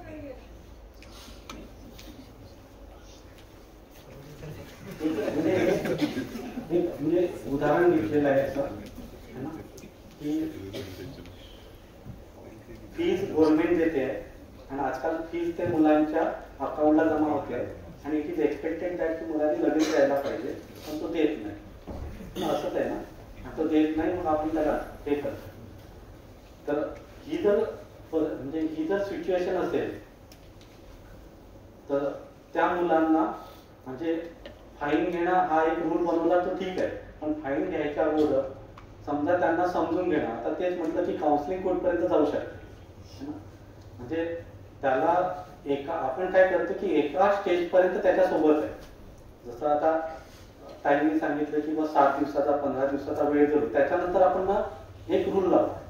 पण मग खरंच 15 दिवसानंतर समजा त्याला सोबत घेऊन चल रे बाबा तुझ्या घरी जाऊ, है ना, खरंच तुझे काय प्रॉब्लेम आहे हे आपण ऑब्झर्व करू, है ना, असेल नसतील तर प्रॉब्लेम असेल तर मी तुला माफ पण करेन, नसेल तर मग तुला आपण काहीतरी एक रूल आहे त्या रूलच्या अंतर्गत जाऊ. मग इथपर्यंत आपण जातोय का? आपण त्याला काय अर्धवट सोडलेलं आहे. अर्धवट म्हणजे जिथपर्यंत मी म्हणजे माझी लेवल असते इरिटेशन न होण्याची तिथपर्यंत मी हे ठीक आहे बाबा मी त्याच्यासोबत आहे, पण त्याच्यानंतर मग मी त्याला सोडून देतो. पण खरंच त्याचे काही प्रॉब्लेम आहे, आपण त्याच्या घरी जाऊन पाहिलं का, त्याच्या आई वडिलांशी जाऊन बोललो का, खरंच त्याचे जर काही जणांचे खरंच प्रॉब्लेम पण असू शकतात, ते प्रॉब्लेम समजून घेऊन आपण मग आपल्या कॉलेजला सांगू शकतो की नाही सर याचे प्रॉब्लेम आहे आणि कॉलेज इज काइंड इनफ की ठीक आहे ते म्हणजे आपण अजून 15 दिवस देऊ शकतो. पण त्या मुलाचे नसेल तर त्याच्या आई वडिलांना नाही कळेल की अरे हा जाणून बुजून करतोय, पण मग तो मुलगा नंतर ते करणार नाही, तर आपण काय करतो अर्धवट सोडून देतो. तुम्हाला कळालं का? मग ही केस पूर्णपणे हँडल करणं की बाबा रे तू असं केलं ना, चल आज मी तुझ्या घरी येते, कॉलेजलाही सांगायचं की सर उद्या मी इथे जाणार, कॉलेज येऊ म्हणेल की मी त्या मुलाच्या सोबत जाते, आई वडिलांना समजून घेते की खरंच काय प्रॉब्लेम.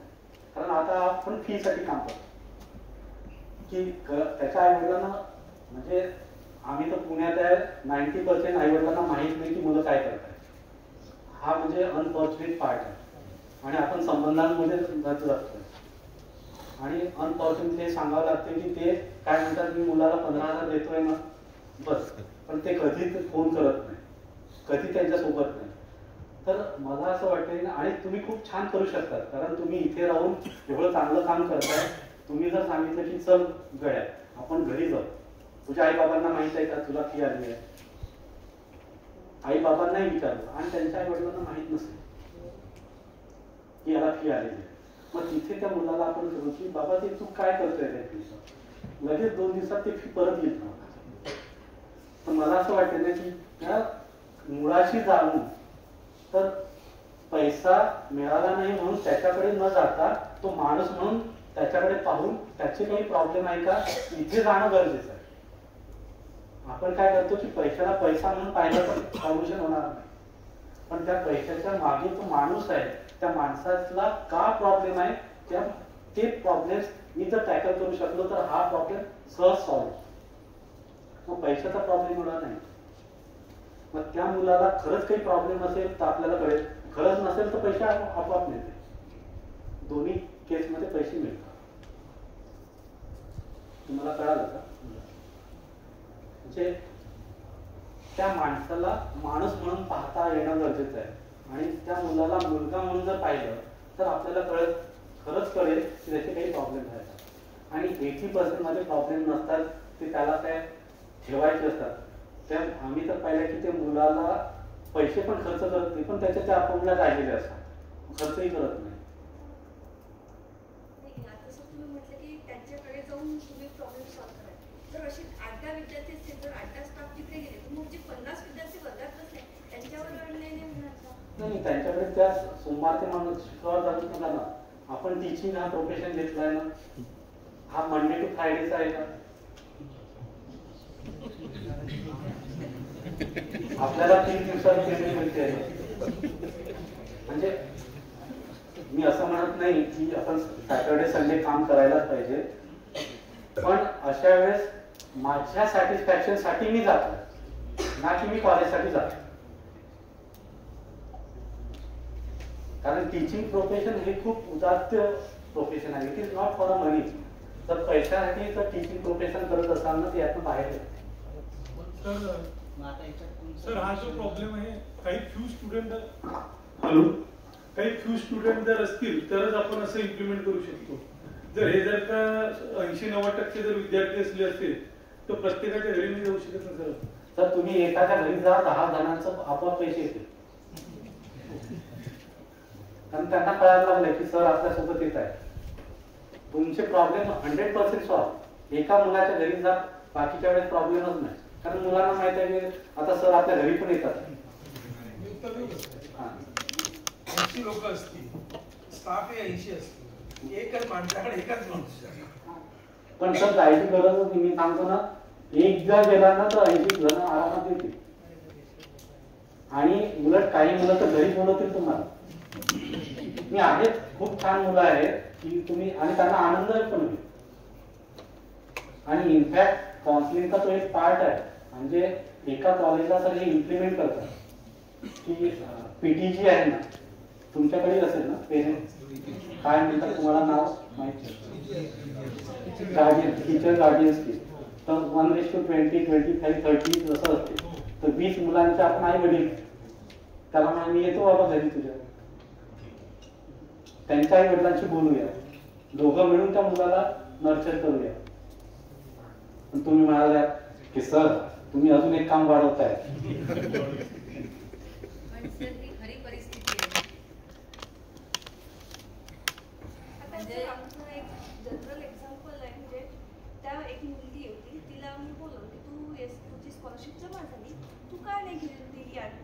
ती म्हणे मॅडम, तिचे मॅडम आमची की आमची आता हे फिजिकल नीटमध्ये किंवा जे काही असेल त्याच्यामध्ये, मग तिच्या पॅरेंट्सला बोलवलं की तिने असं उत्तर देते. मग अशा वेळेला त्या पॅरेंट्सला म्हणजे आम्हाला माहितच नाही की हे कॉलेजला रिटर्न करायचे आहेत पैसे. म्हटलं मग आता माहित पडलं तर ते जमा करा. तरीही त्या पॅरेंट्सनी 3 वर्ष ढकलत अजूनही पैसे जमा नाही आहेत सर. आणि मग अशा वेळेला स्टाफ टिकवणे, त्यानंतर ते ह्युमन व्हॅल्यू जे आहेत आपल्या ह्या पार्ट जपणे, यामध्ये जे म्हणजे जी नैतिकता आहे ती स्वतःची त्यासाठी आहे की आपण समोरच्यांची जज करायची, यामध्ये दुविधा मनस्थिती तयार होते. अशा केसेस किती झाल्या? 1-2 म्हणजे कॉलेजला असतातच दरवर्षाला 8-10 तरी केसेस असतात. त्याच्यासाठी म्हणजे आपल्याला म्हणजे करेक्टिव्ह ऍक्शन, म्हणजे आपल्याला अशी मुलं दिसले की आपण त्यांच्या आईवडिलांसोबत, आता आपल्याला माहित आहे की स्कॉलरशिप मिळणार, मग आता याच्या पुढे आपण जाऊन काय की मिळणार, त्याच्या अगोदर त्या मुलांकडे जाणं, त्यांच्या आई वडिलांसोबत राहणं, आणि बाबा रे आता या 7 दिवसात येणार आहे, या 2 दिवसात येणार आहे, आली का, म्हणजे मग आपण आता करेक्टिव्ह ऍक्शन कडे जाणार. पहिले कसं होतं की मिळाल्यानंतर जाणार, मग आता आपल्याला, कारण स्कॉलरशिप हे मिळते आपल्याला लगेच कळते, अगोदरच कळतात की अगोदरच कळत असतात. मग ते आपल्याला कळालं की आपण त्यांच्यासोबत राहणार. मग ह्या म्हणजे एकदम मुलाला कळालं की नाही बाबा यांचा फॉलोअप चांगला आहे, ह्या केसेस पण हळूहळू कमी होते. आता का वाटतं का माहिती आहे, यांना एकदा घेतलं की संपलं. पण हे जर फॉलो, म्हणजे मला असं वाटतं ना की समस्या आहे तो समाधान आहे ही. सर यावर एक सोल्युशन आहे, त्यांचे बँक अकाउंटचे चेक जमा करून घ्यायचे. अविश्वास झाला, अविश्वासवर जगू नाही शकत. थोडं काम करू शकतो. ते कोणाचे करणार, जो विद्यार्थी देणार नाहीये ना त्याचे. असं तुम्ही म्हणजे पायाभूत नाही करू शकत. म्हणजे जर एक आहे त्या मुलाच्या संस्कारात तुमचं परिमार्जन करणं गरजेचं आहे की ही फी कॉलेजची आहे, दुसऱ्याचा पैसा आपण नाही घ्यायला पाहिजे, इथपर्यंत त्याला घडवणं गरजेचं, कारण त्यासाठी आपण आहोत. आणि ही स्कॉलरशिपची फी त्याची नाही, त्याला शिक्षणासाठी गव्हर्नमेंटने दिलेली, कॉलेजला दिलेली फी आहे, कारण कॉलेज त्यासाठी खर्च करतो.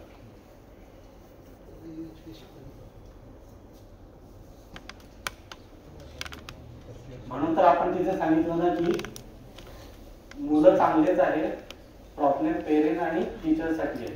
हे जसं वर्कशॉप आता आपण टीचरचं केलं, आपण पेरेंट साठी करूया. जेवढे स्कॉलरशिपचे पेरेंट्स आहेत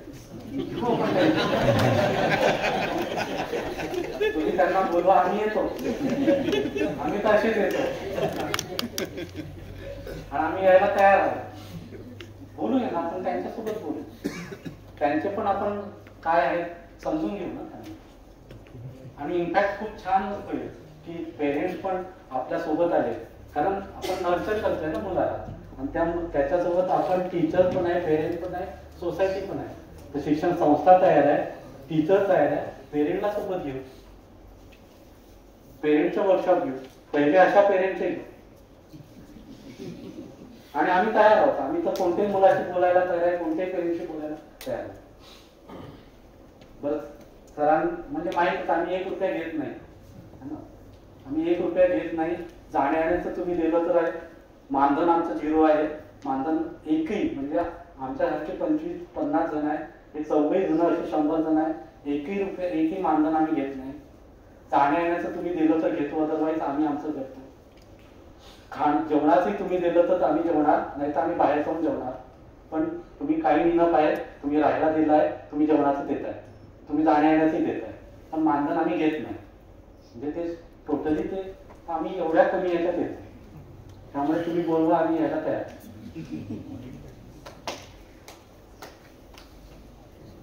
तर इथे आपण आलेलो आहे ना, समथिंग एल्स इज नीडेड.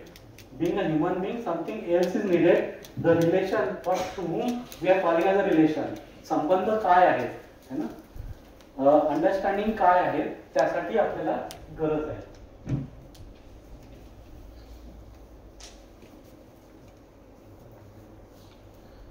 तर इथे आलेलो आहे आपण.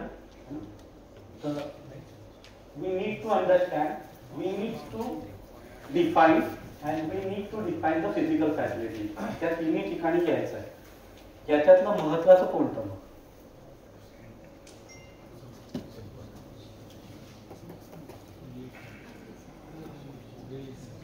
याच्यातलं महत्वाचं हे की हे राईट अंडरस्टँडिंग. मला अंडरस्टँडिंग असेल तर मग मला संबंधही कळतील, मला फिजिकल फॅसिलिटी कळेल. तसं ऑल 3 आर रिक्वायर्ड. पहिला part is understanding, second part is the relation आणि third part is the zone. मग समजून घ्यायचं तरी काय? हे तर ठीक आहे, समजून घ्यायचं, मग समजून घ्यायचं तरी काय? तर जहां तक मेरे जीने का फैलाव है वो समझने की वस्तु है. जहां तक मेरे जीने का फैलाव है वो समझने की वस्तू है. मग माझं जगण्याचा फैलाव कुठपर्यंत आहे?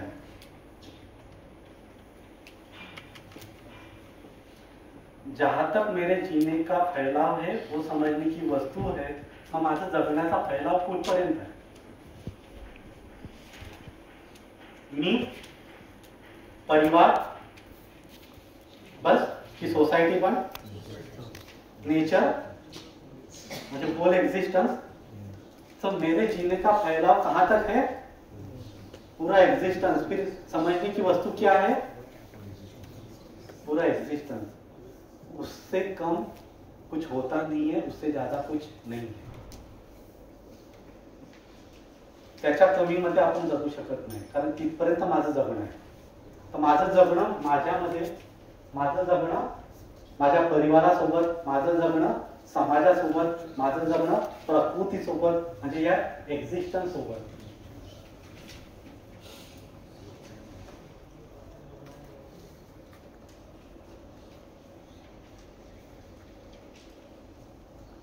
तर माझं जगणं हे पूर्ण एक्झिस्टन्स पर्यंत.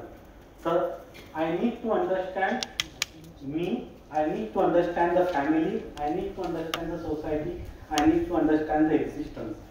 आणि इथे प्रस्ताव देतो की there is a harmony at every level. या एक्झिस्टन्स मध्ये हार्मनी, सिनर्जी आहेच आणि ती समजून घेणं गरजेचं. म्हणजे जे आहे ते समजून घेणं. आणि का आपण म्हणतोय की that harmony is there? Because that is the definition of the happiness. So what is that happiness? That is the state of harmony within, the state of synergy within. And what is that synergy in harmony? That is what the सहज स्वीकृती. ती natural acceptance आहेच. जे माझ्यात आहे ते मला ओळखून घेणं. मग दॅट हार्मनी इज देअर.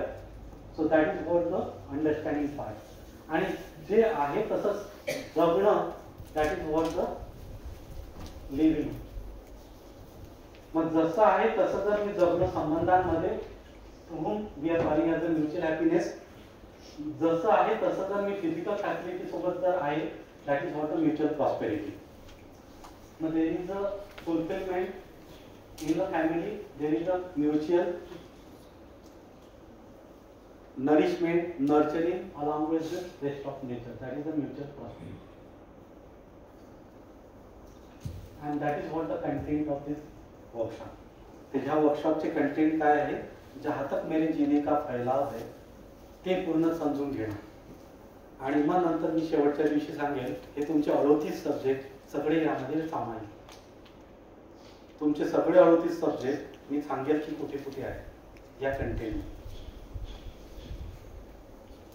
तर हे तुम्हाला परत प्रस्ताव काय, प्रस्ताव जहाँ तक मेरे जीने का फैलाव है वो समजने की वस्तू है. आणि हा प्रस्ताव परत की माझं जगणं कुठपर्यंत, माझ्यामध्ये, परिवारामध्ये, समाजामध्ये, प्रकृतीमध्ये, म्हणजेच पूर्ण एक्झिस्टन्स, म्हणजे पूर्ण एक्झिस्टन्स समजून घेणं हे माझी अनिवार्य आहे. कारण त्याच्याशिवाय मी जगू नाही शकत. आणि म्हणून इथे आपण म्हटलेलं आहे the content of education need to be verify, need to be check. मग आपण इथे म्हणतोय कंटेंट ऑफ एज्युकेशन इथपर्यंत जाणं गरजेचं आहे. म्हणून हा कोर्स आपण AICTE मार्फत. मग आता आपण पाहूया की हार्मनी ॲट एव्हरी लेवल आहे तरी कशी. थांबूया इथे. मग नेक्स्ट सेशनला आपण पहिल्या स्टार्टला जाऊया. काही सांगायचं.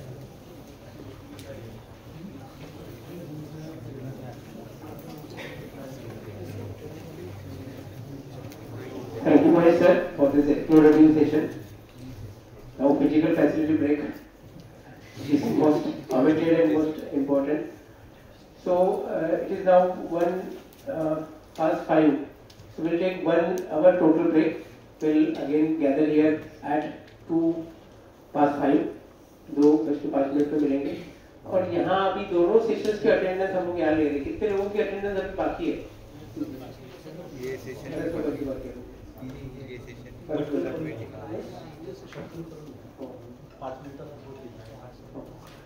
तुम्ही 5-10 मिनिटाचे अटेंडन्स वर सही करून घ्या. तोपर्यंत आपण कोणाचे जे क्वेश्चन आन्सर्स असतील तर घेऊया. सर पण आहे, आम्ही आहे, आणि कसं सेशन वाटलं काय काय आपण नंतर घेतो. हा वेळ आपण त्याच्यासाठी वापरू शकतो.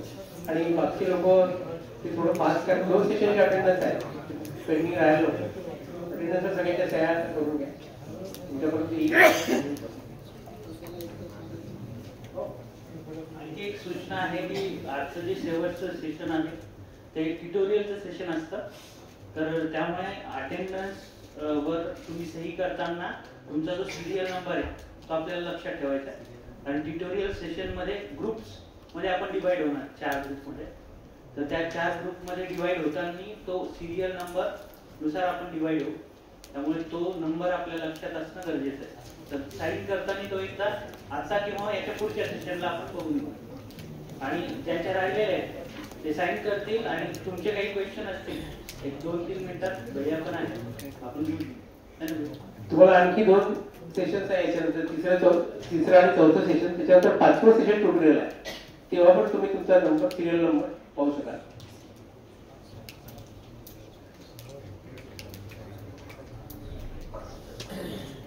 जेवणाची व्यवस्था इथे बाहेर समोर केलेली आहे समोरच्यामध्ये. तर ज्यांना म्हणजे बाहेरचे आलेले आहे त्यांनी कुपन माझ्याकडे घ्यायचं आहे.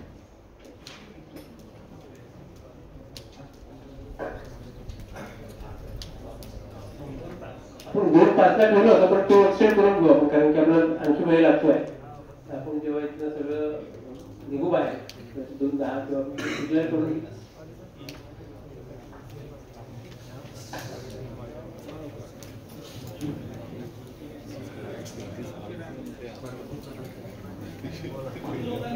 ते जर आपल्या लक्षात आलं तर मग ते फास्ट होईल. किती लोकांचं राहिलं?